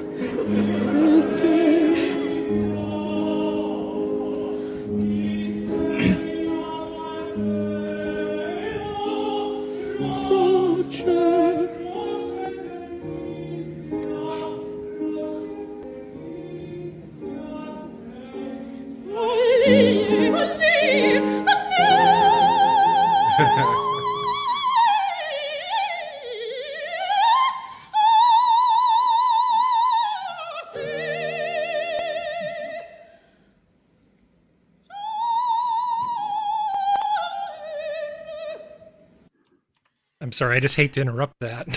Yeah. So that's not just yodeling in nice clothes. That was no. So her face was a picture as the younger tenor fan lent his voice to a recital, while Violetta's entrance, "Oh," is written into the original score, watch above. The Grazie was Oropress's Drops In was an original addition to this surprising moment. After his performance went viral, the guy took to Weibo to say, "I stood up to sing because Opressetta was a musician I love very much and happened to have learned this opera before."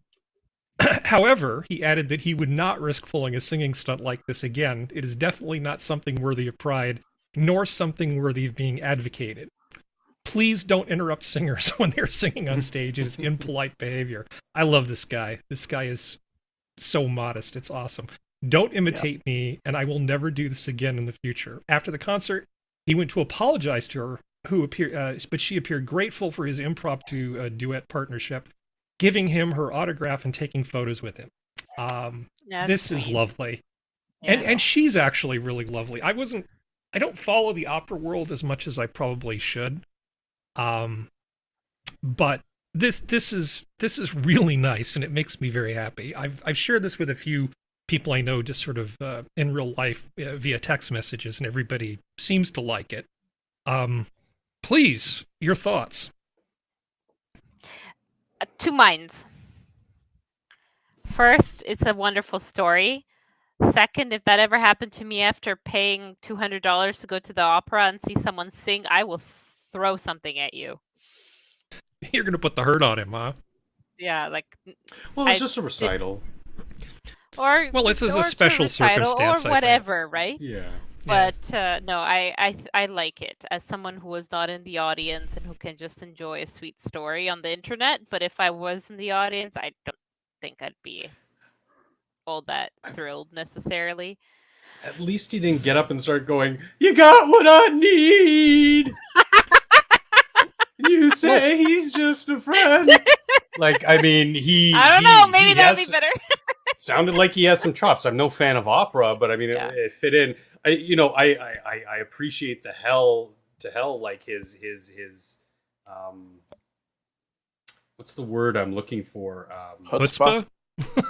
No. His deference to be like, look, what I did was wrong. It was kind of a spur of the moment thing. People shouldn't do it. Mm-hmm. His humblingness, like his humble humility. Spirit. That's humility. Thank you. That's saying, I know what I did was wrong. It kind of just a spur of the moment. I get it. We've all been there in a concert or something, and I think this is perfect. Funny as hell, especially her response. It's like this is perfect. This is a perfect feel good story for me. I wanted to call one thing, Harry, that I just loved was the look in her eyes when he started to sing. Mm-hmm. Yeah. It was just fondness. It was just wonderful. Absolutely touching. Yeah, it was. So I wanted to know a little bit more about her. I was originally thinking of this as just sort of a quick palate cleanser. I'm like, no, screw this. I always do this to myself. I talk about crap that depresses me, and I'm going to talk about something that I like. Dive. And it's not very often that we actually get music on here because of copyright and stuff. Hopefully we won't get hit, and I sort of don't care. But anyway, so I was kind of curious about her. So I did a little bit of research on her to find out, sort of what the deal was. Turns out she used to be thick, very thick, in fact. She said she used to weigh 14 stone, 13 pounds. I haven't even done the math, but thick. Don't stones weigh all the different... I think it's 14 pounds per stone, as if I'm just doing that from memory. But she was basically interviewed, and she's a Cuban-American singer born in New Orleans who has now criticized those who wanted the audience to listen with their eyes. People were turning... She felt that people were turning her down. Yeah, that people were turning her down for roles because of her size. Mm-hmm. But she went on an exercise regime and essentially went from the woman on the left here to the woman that we saw in that video. Beautiful. I mean, she looks fantastic. And I know that doesn't really matter that they do color, sort of blind auditions for a lot of classical music stuff now. And as much as I sort of like that, she makes the point that in opera, you're not just sitting in a chair playing an instrument. You have to actually do stuff. Like at the Met, you can actually get winded because you're actually moving and acting and doing things, climbing up stairs while singing. And it's very hard to do that when you're very, very heavy and trying to sing at a world level. It's like being an athlete. You need the breath control. And so she started running. She became a vegan. She's been exercising. And now she's, slim and trim and perfectly happy. I don't know about the vegan thing. But, that seems a bit maybe much. for her, that was one of the ways that made her. Maybe one of the things she's doing is just identifying as vegan. That's what I do. I tell people I'm vegan because I identify with that. Even though I cook ribeyes a couple times a week. I only eat animals that eat plants because I care for the environment. Nicely done. Not me. I'm a double carnivore. I only eat other carnivorous animals. That's right. That's why you don't eat whale, because they eat plankton. It tastes funny. Yeah. It tastes fishy. Yeah. But shark, totally fine. Oh yeah. Dogfish. But not sunfish. Like I'll eat Alex Jones because he'll eat ass. He'll eat his neighbors. Go ahead, Geodes. I was gonna say, well, there's actually that whole slightly separate issue, but kind of related. It's sort of like the Sports Illustrated cover that came out not too long ago with the lady in the swimsuit. The one that got lava junkie in trouble with his wife. Yeah, I think so. But yeah, it's one of those things where it's like, again, it's like the lady on the cover there. It's like she wasn't unattractive. It's just that it was obviously like trying to advertise as a plus size, and well, realistically, I mean, it's like that's you're kind of ignoring. In that case, it was ignoring a target audience, really, with the company. In this case, it's more of she being the weight class she is. It actually would cause her some problems as far as being maybe even be able to perform long term for for longer opera. I guess I don't know if it's like plays or theaters as well. So I don't know if it's. But yeah, it's one of those things where it's like. You have to kind of a bit of some of a realistic expectation of like will you be able to do this job long term or is this it? Mm-hmm. Are you appealing to the audience that you're trying to appeal to? In this case, it's yeah. Sorry, to be honest though, if I look at the picture on the left, even though she is a bit heavier, I think she's a lot better looking than that woman in that picture. She's a lot better looking than that woman that was on the cover of Sports Illustrated. Mm-hmm. Yeah, and she's actually beautiful in both of those pictures. She's really exactly. She's I mean, she looks fantastic in the left picture, but she looks amazing in the right picture.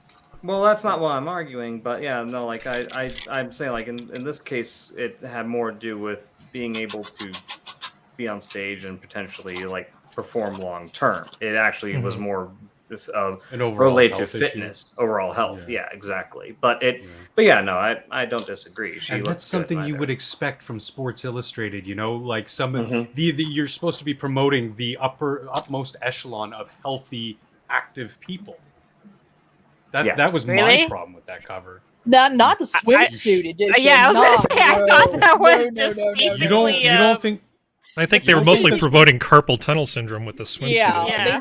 Also, yes, two things can be true at the same time, but those women were still very athletic, healthy, well put together. Yeah, genetics plays a huge part in that. I'm not saying it doesn't. Yeah, I remember when Kate Upton, she became, and everyone was like, "Oh my God, this is so like against Sports Illustrated. She's so thick." Kate Upton, who was a model, she just was big boobed, maybe a little curvier. Maybe she was like maybe she was size 8, 10 at the most, which is kind of over the standard for that. And she just is big chested. Like very pretty, but like everyone was like, "Oh my God, this is amazing!" And it's like, no. Last time I looked at SI was the '90s, so. Well, yeah, the '90s is back during the Cindy Crawford, Tyra Banks era, they were the thicker. I don't want to use the word thicker, but they were the models who actually had bodies to them. Like there was a point Sports Illustrated went hardcore the very skinny models, who just had tits, and most of the time those tits were fake. Or they tits were and a thigh gap, which is like, okay, something's going on here. Yeah, and it's like so they became Maxim. Yeah, and that's what they did for several years. But I preferred when they had Serena Williams and they had Beyonce and they had women who had curves but weren't fat but weren't skinny, who were athletic. Because I'm not the biggest fan of Beyonce, but I have respect for how much dancing she does on stage, and that takes a lot of athletics. And Kate Upton wasn't super skinny, but she wasn't big either, and she had more of an athletic, air quotes, build in a way where she could have gone that way. Like, I liked it when they had the volleyball players on. They had volleyball players. Like that makes sense for Sports Illustrated, but most of the time it's either they were trying to be Maxim or they're just kind of gone the other way, which is like the model on the cover. She had a pretty face. It's just that bathing suit also wasn't doing anything for her because that was a terrible bathing suit choice. But it's just Sports Illustrated, like, just put sports people on it, even with the swimsuit edition. Like, put some dudes on it too. Like, I understand that's never going to effing happen, but well, SI is kind of like a household name in the West now these days. But I've seen from a lot of outlets that are basically the social media versions of SI, men's magazines, but social media pages. The trend now is very well put together women of various sizes, but they all have something in common. They're all kind of like fitness freaks. They all take very good care of their body. And that seems to be getting a lot of attention, a lot of eyeballs, likes, what have you, retweets, and which is reposts. So much better than either extreme. No, it really is. Because it is actually showing you that, you can be healthy at, heavy air quotes here, any size within a range, as long as you're healthy and you're working out and you're working with your body type to still be, you don't have to be the utmost echelon of athletic, but still be in that healthy range of you're taking care of yourself. Mm-hmm. And it's like it's the whole fact that like the female tennis players were not built the same as the female volleyball players. It's not like, at all. And like the marathon, because I think one year they had a marathon runner, and then they had another year I think she was an Air Force pilot, and they all had different body types, but they weren't objectively unhealthy looking. Let's put it that way. So this way make people happy. But it's one of those. It's like show like different body types need to be shown. Like the opera singer that we're still on. Neither of those body types right there that she has are bad, and I could say that the one blue dress is just not cut very well for her and makes her look better than what she actually is. But it's still like there is healthy at differing sizes, not at every size, at differing sizes.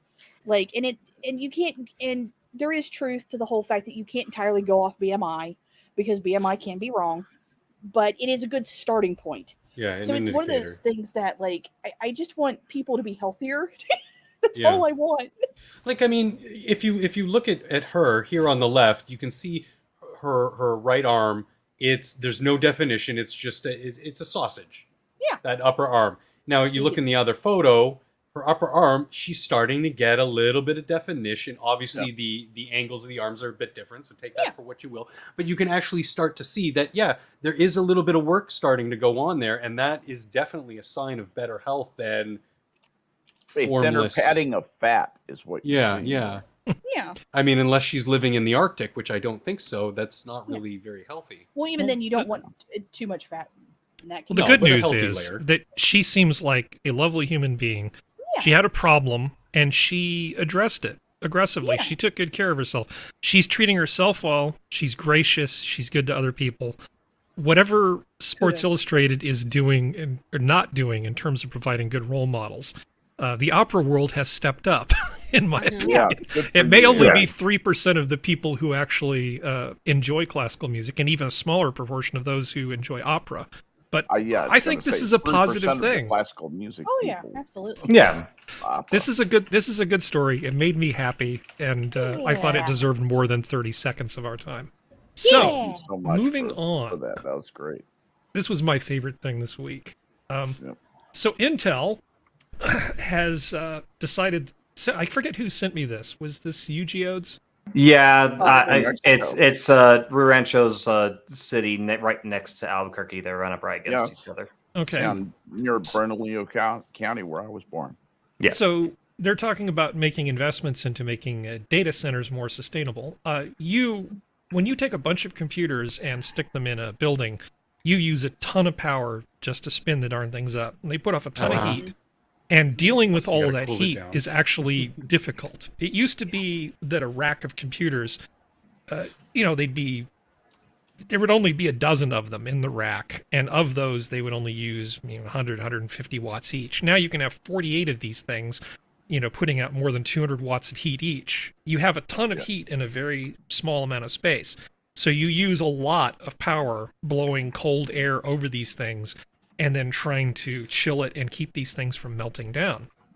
So Intel has decided that they're going to invest some money in this data center to try to demonstrate how you can go about making these things smarter. And one of the big things in here is what they call immersion cooling. Additionally, Intel introduced the technology industry's first open intellectual property immersion cooling solution and reference design, with the initial design proof of concept initiated in Taiwan. Intel aims to simplify and accelerate the implementation of immersion liquid cooling throughout the ecosystem globally.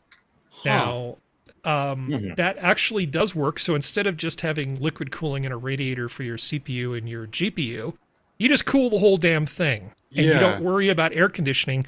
You take that heated liquid and you run it through a heat exchanger. It's thermodynamically a lot more efficient. But you don't necessarily want to just take J-random computer. So I thought I'd do a little bit of checking. So Gigabyte is one of the server manufacturers. Gigabyte and Supermicro are two of the big ones. Gigabyte's a big Chinese Taiwan company. So their whole thing here is about immersing computers into baths of non-conductive liquid, allowing the the thermal stuff to basically be dealt through the heat exchanger like we're talking about. Right. This is fine. This is good. Technology's fun. I like technology. This only really works in like big data centers. It doesn't work in like the corner of your office, for instance.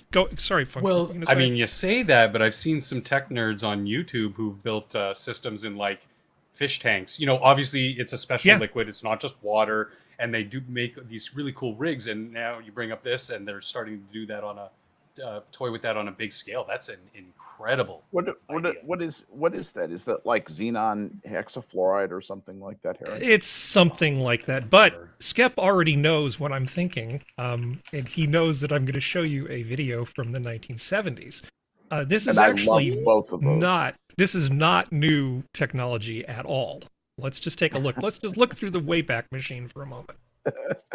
Began using a new supercomputer, the Cray 2. Oh, the Cray. Though much smaller than the previous generation Cray. It's a simple wiring plan. Any computer in the world. It looks like they just stuffed it. Looks like a hairball you pull out of a drain. More memory than any existing. Yeah, so essentially fluid flows through the whole thing. All of the boards are in this immersion. It's called Fluoriner. And look, there's a cooling tower. This is all just for show. Seymour Cray loved to have this stuff for show. No, it's Fluorinert. Fluorinert, yes. Yeah, that's the 3M brand version. That's the hexafluorinated. It'll be one of the inert gases. I'm sorry. Well, because fluorine is particularly greedy. So once fluorine basically bonds to something, you end up with a liquid that doesn't react with much of anything. Right, exactly. There is a little edge case here where if something starts to burn, there's a short circuit in there, it can create phosgene gas, but we'll set that aside for a moment. Facebook is doing the same too. I wanted to show you just sort of a little more detail about this. This is a Cray 2 that was in NASA in California. So this is just one of several Cray 2s that were installed, but one of the first ones. So they had an open house at Cray back in 1986 where they were showing this off to people. Visitors seemed even more impressed by the computer's cooling system. 50 tons of a clear liquid coolant called Fluoriner. 50 tons. And the Fluoriner pumps back through the computer and takes the heat away from the computer again. If they didn't use the Fluoriner, the computer would probably be 3 times as big because they couldn't pack everything as densely to take the heat away. Heavy water, or whatever you call this stuff. She seems nice. So the point being that it makes me very, very happy to see technology from the 1980s that was used for supercomputers being applied to sort of mundane, everyday stuff. It usually technology finds its way into more common use more quickly than this. But so apparently, FloraNert is 3M's brand, and they've innovated this the liquid that they use that is apparently the best for right now. Other companies have been trying to create a similar liquid, but have not yet created a product as nearly as good as 3M's FloraNert. Sorry, I had to well, also, if you saw the Abyss, that was it. The Abyss was the Abyss. Yeah, the Abyss. That's the same liquid that they were basically putting oxygen bubbles oxygenating in, supposedly, the liquid so that you could breathe it. Yeah, at the high pressures down below. Yeah. So good times. The lungs don't implode. But yes, liquid cooling is awesome. By all means, more liquid cooling. There's a Cray 2 right there. That's what they used to look like. I think making this mainstream and just cooling the whole rack, why not? Automobile engines started out air-cooled, and then they went to liquid-cooled. I think it's a very natural evolution. Yeah. Yeah, Someday well, because... They'll be interdimensional plasma-cooled. Yeah, it's pretty cool. And I we like still it. won't have flying cars. And we still don't have flying cars. Okay, so... we should have them. Anyway, go ahead. Let's see if I can Flying cars of successfully peace. find Sounds the next thing. All right. So Twitter agrees to pay a $150 million fine for misrepresenting privacy policy. Turns out when they would take down your phone number and email, they were sharing that with advertisers. Oopsie. Oh, good. It wasn't just for to protect your account. I know. Do you think Twitter really cares about lunch money fine? $150 million for Twitter is nothing. When the product is free, you are the product. Yeah. Twitter obtained data from users on the pretext of harnessing it for security purposes, but then ended up also using the data to target users with ads. I know. Imagine my shock. Yep. Oh, snap. I'm not really sure what there is to say about this particular thing. I just wanted to throw it out there. Any comments? There's links like to sites like Knitter, which is a alternative that allows you to read Twitter posts without having to deal with all the spyware and a bunch of other stuff. So just throwing that out there. Or you can just go F it and don't look at Twitter. Yeah, there's that too. Yeah. I just have Don't Geodes watch look the at Twitter monsters. for me. I just have Geodes look at Twitter for me, and then he sends me stuff, and then I look at it that way, and then I leave. Yeah, there you go. Don't watch the monsters. Don't watch. I mean, 150 mil to Twitter, that's kind of like a drop in the bucket. I still want to know what's going to be happening with the misrepresenting of the number of active accounts. The thing is, it's that's interesting gonna if hit you them hard. actually listen to their higher ups talk, and I mean candidly talk, like when they got caught by a certain group that starts with a V, they don't have any money, so it's not really. They have a worth, right? But they don't have money. So it's one of those things like. But this does give a jumping off point for Elon if he has the right people using it right to go after Another avenue of attack. Yeah. Because I he can go, "Boy, they lied about this." Yeah, I can see him, using this, the other thing, and anything else that comes to light, like to drive that price way down from his opening bid, and then pounce when the getting's good, and then doing whatever. Yeah, like he's going to get a discount. Smart. It's smart the money. one study, and then this, and then if anything else comes out, like the stuff that the Project V found can also possibly help. It's a whole like I said, if he plays his cards right, he could do it. Now, mind you, there's people already talking about Elon being owned by China, so be prepared for those comments. So I'm just giving everybody. I mean, yeah, I've read those too. You just cannot become the world's richest man without doing business with China. Oh, I know. Not in the modern day. So I mean, it's like I don't want to speak for him. Everyone does. But he probably doesn't feel the best about having to do. But I mean, he wants to expand. He wants to keep doing. And from what I see and hear from him talk candidly about things, I genuinely have this feeling that he genuinely wants to do some good in the world. He doesn't want to just become the richest man because he's already accomplished that. He wants to actually try to leave the world a better place than he found it while riding a golden pony made with the diamond encrusted manes. You know, like whatever, Haas, have at it. No, he doesn't live that kind of extravagant lifestyle from what I've seen either. Well, I know it's one of those things where it's kind of like, get ready to hear that crap. Yeah. Just giving everybody a heads up. From all sides too. I hear it from all sides, and it's just like, dude's just living his best life. That like, holy shit. Yeah. I made a car company, made a car, then I made a company that made rockets, and then I used my rocket to launch my car into space because I could, because it was funny, just for the lulz. Yeah. As the kids would say, such a Chad move. Oh, also speaking to Tuesday's say that stuff, apparently there was 2 different live streams for the Starliner, about it landing and going into orbit and stuff like that. They're on YouTube if anybody wishes to watch them. Cool. So I just want to give everybody a heads up. I was like, call back. So social media. This is not the only social media story we have. There's also this one. California parents could soon sue for social media addiction. Oh boy. Yeah, because we need that. Yeah. Because you're not doing your job. It's somebody else's fault. Yes. California could soon hold social media companies responsible for harming children. Oh, that's the worst kind of harm.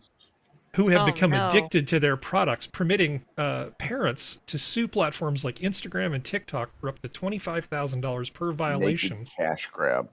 I know, this is just terrible. The bill defines addiction as kids under 18 who are both harmed, either physically, mentally, emotionally, developmentally, or materially, and who want to stop or reduce how much time they spend on social media, but they can't because they are preoccupied or obsessed with it. Then be a parent and take their crap away from them. The proposal would apply to social media companies that had at least $100 million in gross revenue in the past year, appearing to take aim at social media giants like Facebook and others that dominate the marketplace. Yeah, Serenity, how do you feel about this? I'm sorry. Just be a damn parent. Stop giving the kids tablets because you don't want to deal with them. You lazy. Sorry. But they get so cranky when they don't have a tablet. To be fair to the parents, there's a lot of school programs. I know here a lot of kindergarten programs. That's part of the intake. They are given tablets at school to be able to do their stuff. But there are parental controls to be able to say, okay, well, you can have this tablet and it can only access X, Y, Z, which would all be educational, relevant material.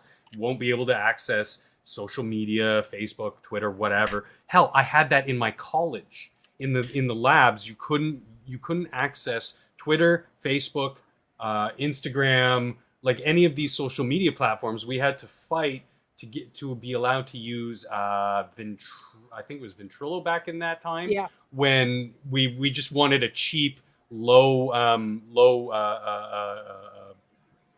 resource program to do quick verbal chats.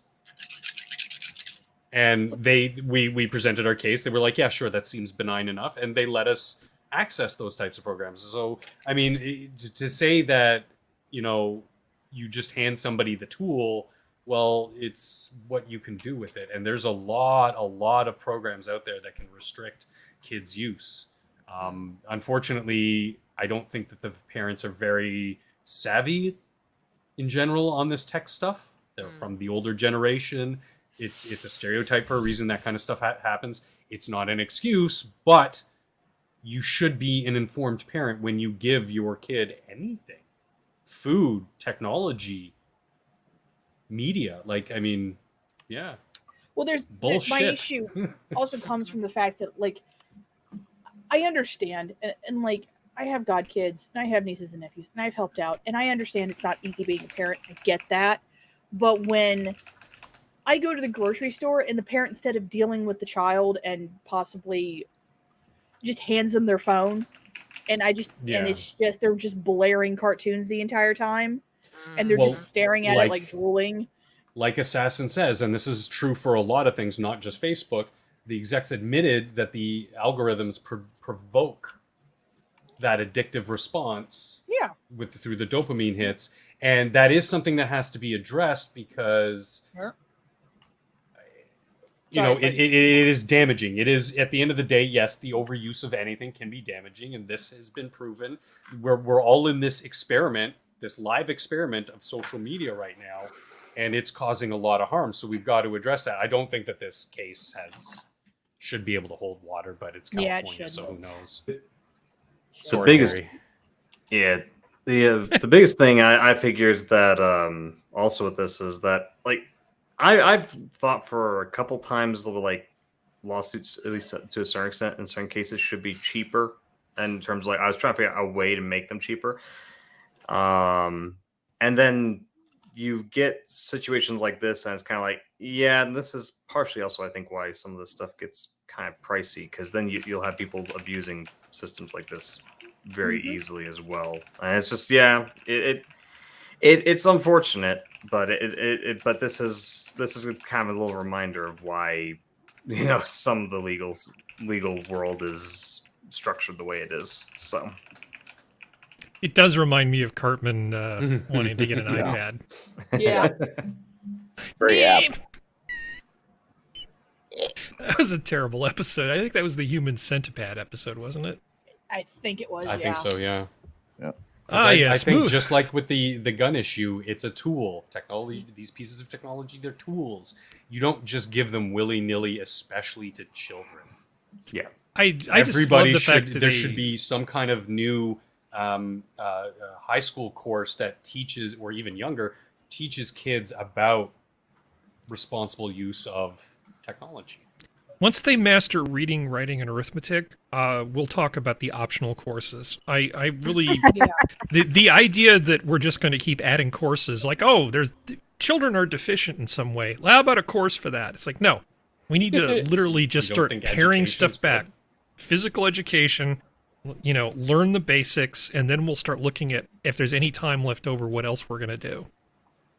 I'm just being a dick because I can. Well, hold on. This is something I'm passionate about, because I'm very much in favor of bringing back those things that a lot of people would consider superfluous, or like shop class, auto class, woodworking, metalworking, because if you learn that was a very good gateway into a lot of hard trades, which once you learn how to read and write at a high enough level and your arithmetic is good, you can take shop class. Yeah, there's going to be time left. That's all. I'm only talking about 3 periods out of a 7-period day, but 7. But well, 6 or 7, whatever it is. The point being that everybody's always like, oh, there should be a class for that. No, I think we need a moratorium on classes until we fix the basic problem. Okay. Well, then to rephrase, there should be education. People should be educating their young. And if you're a parent and you're not educated on technology, modern technology, get to learning. That's your responsibility as a parent, to know what's going to affect your child. No, if little Eric gets hooked on social media, then I get a $25,000 present. It'll be fine. Yeah, it's just stupid. The idea that we can legislate all this stuff is just dumb. Yeah. All right. I think this is just California trying to get money in their own way. I really do. This is California's death noises. California is just making sure that there are no social media companies that provide services to anybody under 18 is what this really is. Harry, you gotta move all to for Texas. Dallas I'm sorry? is calling. Dallas is calling you, Harry.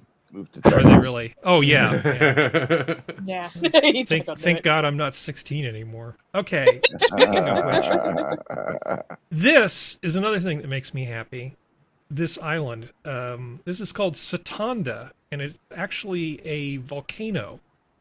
And so the whole outside of the island has nothing on it except for just vegetation. And the inside is essentially this huge lagoon that's formed by the crater of an extinct volcano. Is that a sea lake? Is that seawater in the lake and it's relatively directly fed, or is that a catchment? It's my understanding that is seawater.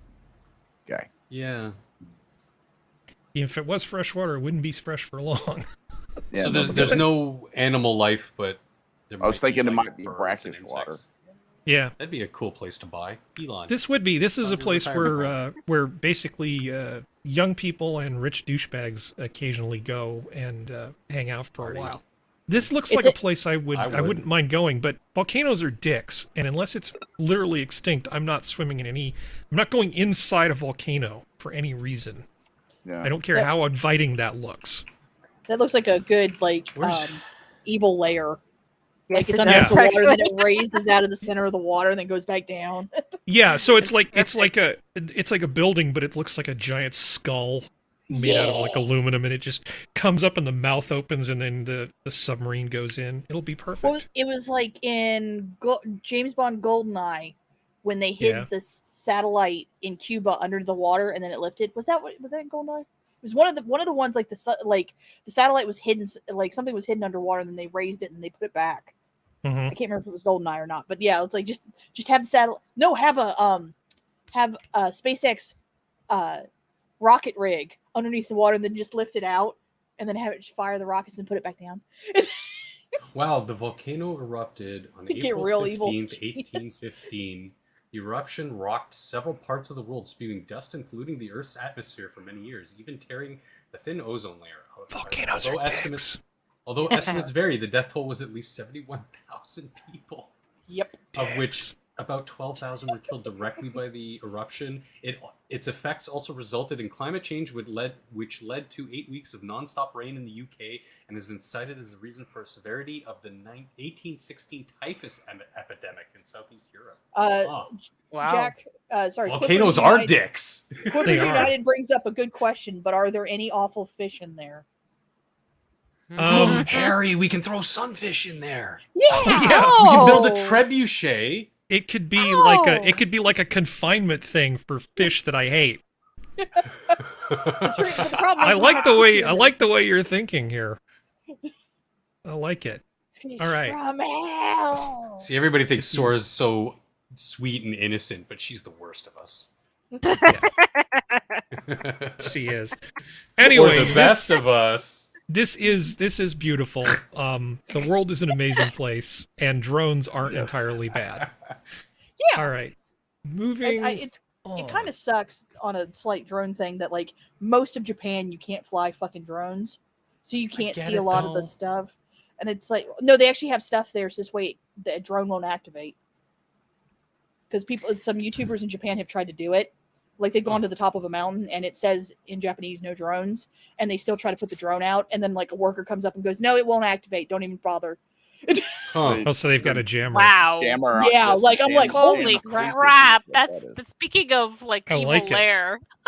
I like it too. Right. So speaking of things that drones wouldn't stand up to, scientists discover fossil of massive flying dragon of death. My baby. That's my baby. Scientists have uncovered the remains of one of the largest pterosaurs on record. Researchers announced in a study published Tuesday in the Scientific Journal of Cretaceous Research.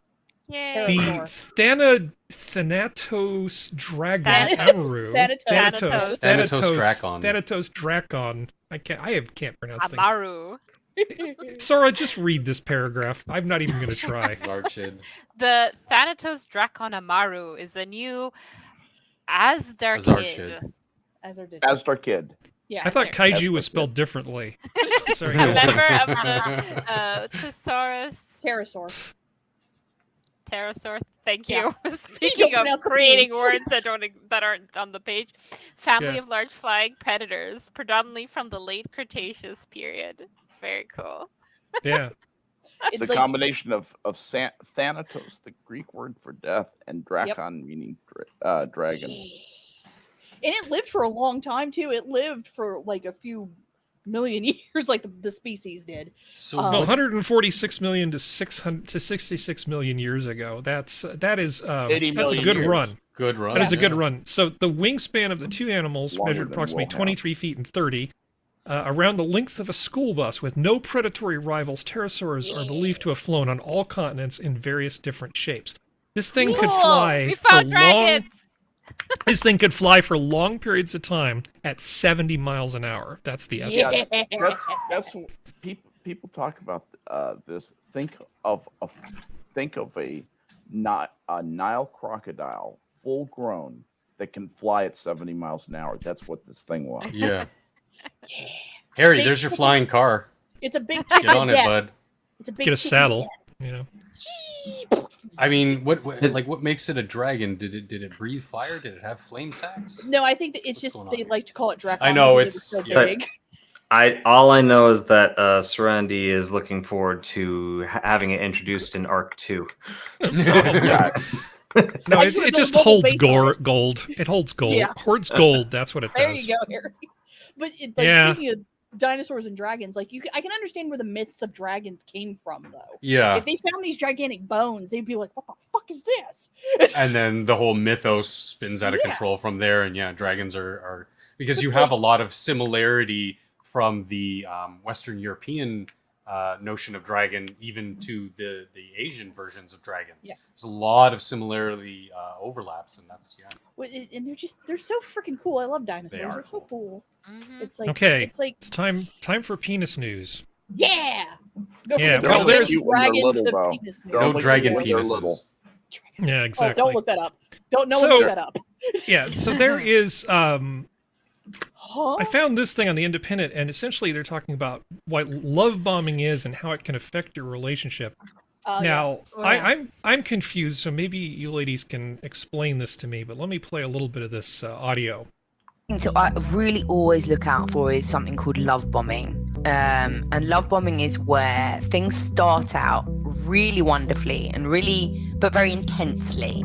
And sometimes that feels wonderful. Sometimes it just feels like I never want to be away from this person. Like we've clicked, we've connected. So far, this just sounds like things going well in infatuation, but okay, let's continue. I really fancy them. They make me feel safe and wonderful. But the thing about love bombing is that it will be like too much too soon. And they might really invest in you. They might buy you stuff. They might take you to expensive don't be too nice, guys. Places. They might do all of these things for you.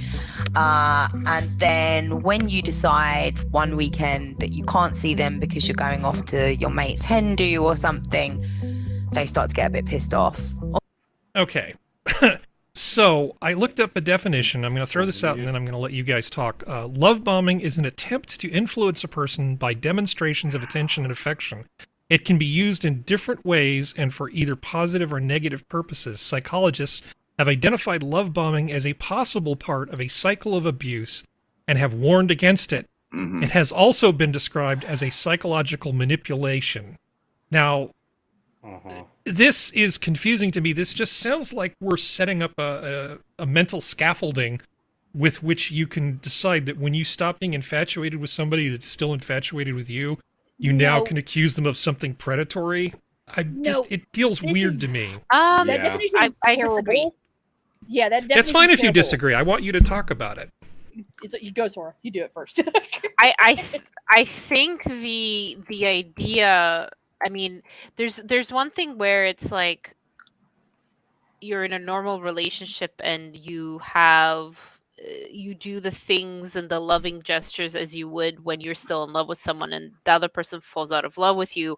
I think that's separate. Like it's not. I mean, any sort of person can be nasty and say, "Oh, they're abusive," sure.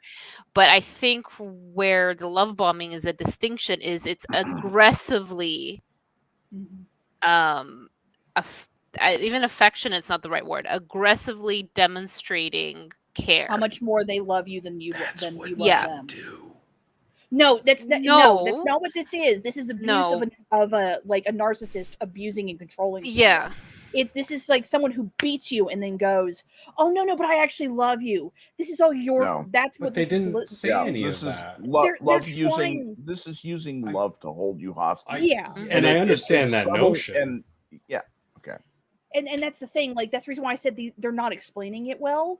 I understand where they're coming from, and someone who's because I've dealt with this. Like a guy who tried to gaslight me and tried to start this, and I realized what was going on because I lived with my grandmother for years, so I recognized the signs and got the fuck out. Yeah, gaslighting's bad, okay? Yeah. Well, it's like they're just not explaining it well because they're leaving it too neutral in how they're phrasing it. Yeah, it's literally it's man or woman because it's gonna be done by a man or a woman. It's literally you go on one date and then the next time they're like, "Oh my god, we connect so much. I love you. You are my soulmate. Let's move in." It's like it's not even like build up. It's like automatically. And then all of a sudden, like she said, like you want to go out to hang out with your friends, and they're like, why would you want to hang around with them instead of me? I love you. They don't love you like I love you. An easy way to also think of this as well, like if from a guy perspective, listen to Johnny Depp's testimony regarding Amber Heard at the beginning of the trial. That's a very good way to explain it. Yeah. Well, that's why I put this in, because essentially I'm letting us talk about the trial without talking about the trial. But and that's kind of the problem, is that it's like I said, they're being too nice when they're explaining. Yeah, I get where you're coming from now. Like they're basically using this new term to describe this phenomenon. Yeah, and they're, like I said, the description of the phenomenon isn't exactly apt. Yeah, it's very controlling. It's very manipulative. It's I've been the term love bombing actually originally came out from what an abuser would do after they abused you. Right, yeah. That's where it originally came from. I do think they're either sorry, I gave you 2 black eyes. Here's a dozen roses. Yeah, basically. Yeah. Or I love you. I love you. I don't know why you made me do that. That kind of stuff. Like I don't know if it's intentional. I love you so much that it makes me do that. That's actually what the abusers will resort to.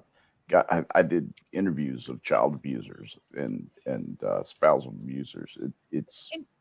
And love bombing goes with kids too. Like it's that whole fact of like they'll abuse the child.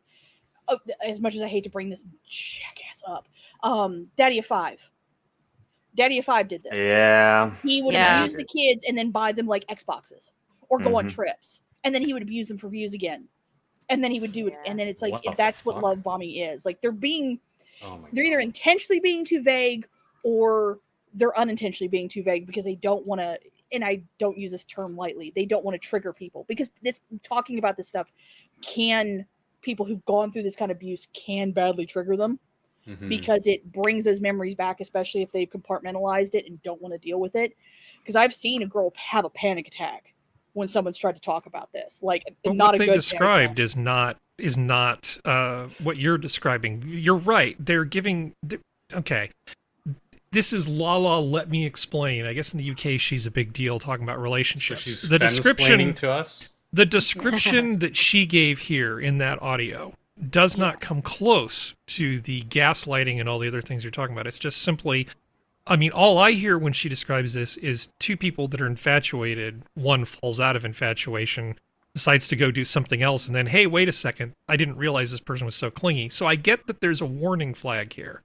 Yeah. But none of this is nearly as bad as the picture you're painting, where gaslighting, psychological manipulation, yes, these things are all bad, but this description is not fit for purpose, the one that she's giving. I think this is a terrible piece. Well, and that's the thing is like, and this is the problem with a lot of stuff nowadays, there's too much gray area where there shouldn't be gray area. There's a lot of people who you can tell have never been in this kind of situation, no matter what kind of abuse it is, whether it's psychological or anything else, because they almost describe it too nicely.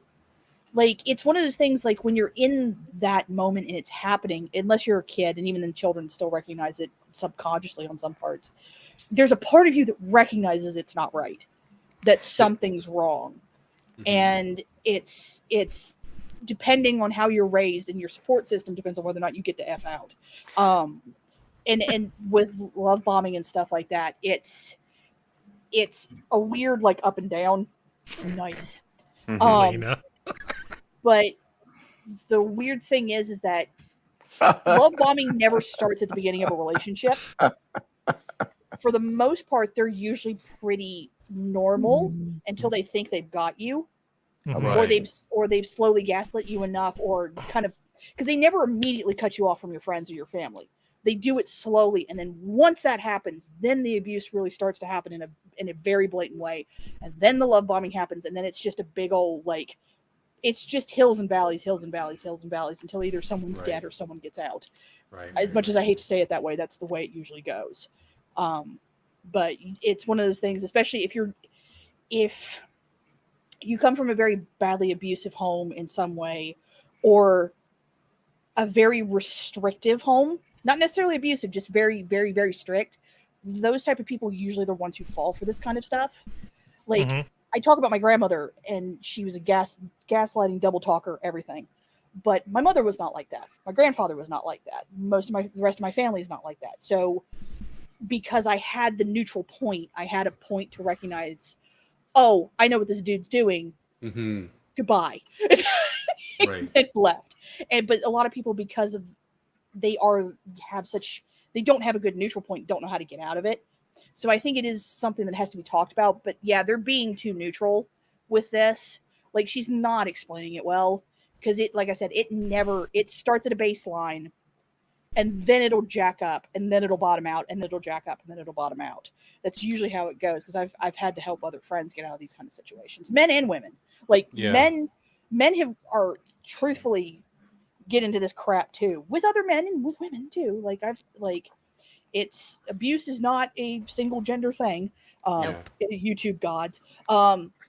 But yeah, she's just not explaining it well, and I don't want to put malice where there's none, especially if I don't know. So I don't know if she's intentionally doing that or she's unintentionally doing it, and that's what the problem is. Yeah, it sounds like she's ill-equipped to talk on the subject. At best, she is, and definitely not somebody you want to be listening to for advice. Well, she's a love columnist, I assume, and let's face facts. Most of them talk a lot about, as we've seen in, like, if you've been with this group long enough, watching us, we've talked about, like, some of the stuff, like, some people have sent in to some of these kind of columnists asking questions, and then they just suck at the answers because they have no baseline to judge from. And I don't think this let me explain has any idea what she's talking about. I really don't, because you can tell she's never been in it, or if she has, it wasn't it. She thought it was, and it wasn't.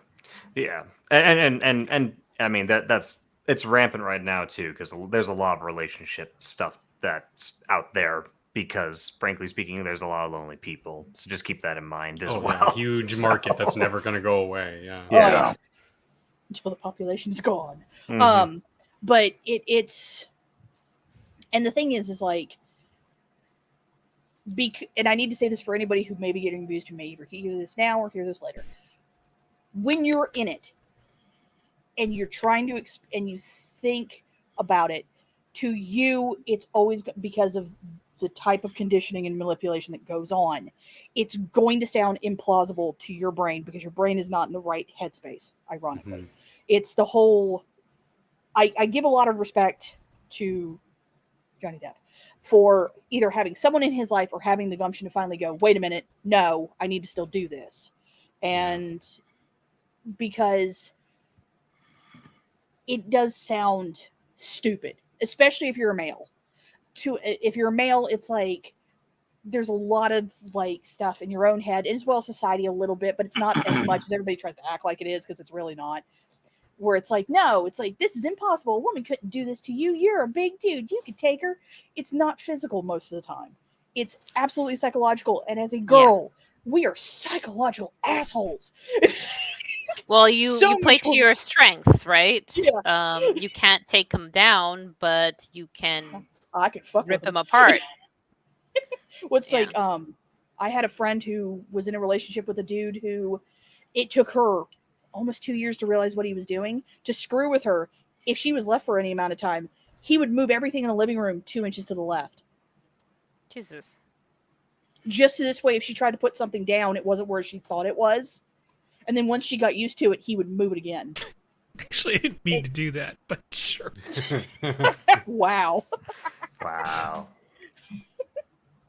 But it's one of those things. It's like women are so much worse to men, so much. And I see, and it's not love bombing. It's a lot of manipulation, and I see it a lot on social media, and it makes me very, very sad for the poor men, because there's like the whole like stuff. Sometimes you see online where women are like, I didn't allow my husband to bring any of his stuff to our house.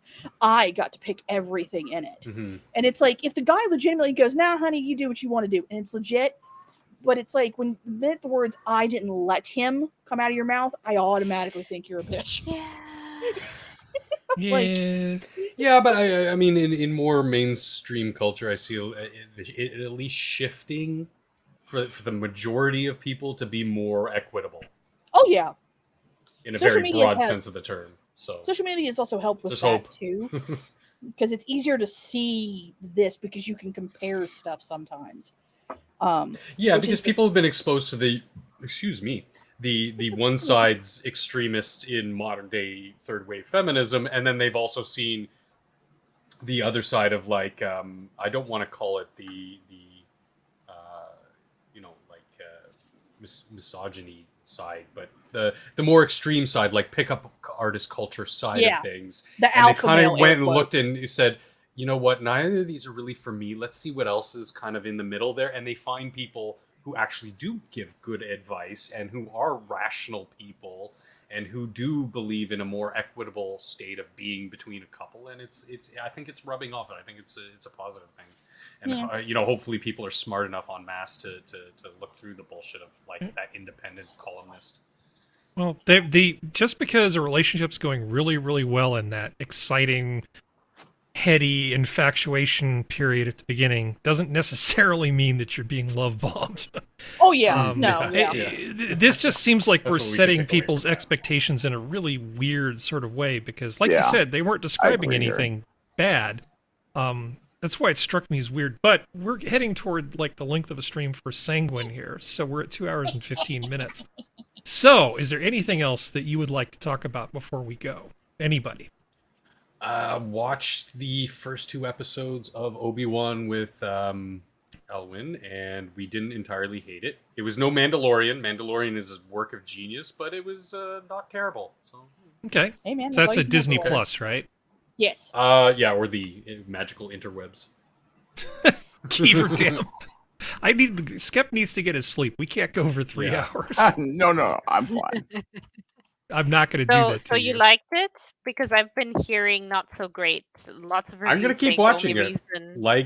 Like we've talked on the Star Trek stream Saturdays at noon Eastern with myself, Skep, and Blind Press on the Blind Press channel. Shameless promotion there. We're kind of not hating Strange New Worlds. You know, there's some getting used to it, but we don't hate it. So it's kind of worth of a watch if you're struggling for things to watch and you're, into Star Trek, Star Wars, all those kinds of things. Then give it a watch. Make your own opinion. It's not going to be awful like the last trilogy was. It's not. So how bad is Leia actually? Because that's where we rolled our eyes once, and then we were like, "Okay, this is Leia. We get it." Okay. Elwyn kind of has the problem with, they're doing and here's young Luke, and here's young Leia kind of thing, and I'm like, they kind of have to do that because there's the sort of MacGuffin that they're protecting. So, but give it a watch. It's not horrible. Yeah, and I think Serenity and I both think that Clarkson's Farm's actually pretty good. Yep. So you can watch that. Very good. You got anything, Sora? No. If we're talking about TV shows, I have yet to see Stranger Things season 4, which is probably tomorrow's binge. So that's the only thing I'm looking forward to. Never could get into it. Yeah. I really like it. I think it's a lot of people do, it has fun music, it's cute, but I like horror stuff, and it's 80s horror, so it's fun, and the kids are adorable. That for me goes a long way. Goes a long way for me too. Good. Yeah. Crabbo? Yeah, catch us next Saturday. Yeah. Skep? Or he'll stab you. Yes. I'll leave you with this. The secret to a long life is to keep a cool tool and don't let your meat loaf. Good night, everybody. Zoo's closed. Night. I love you.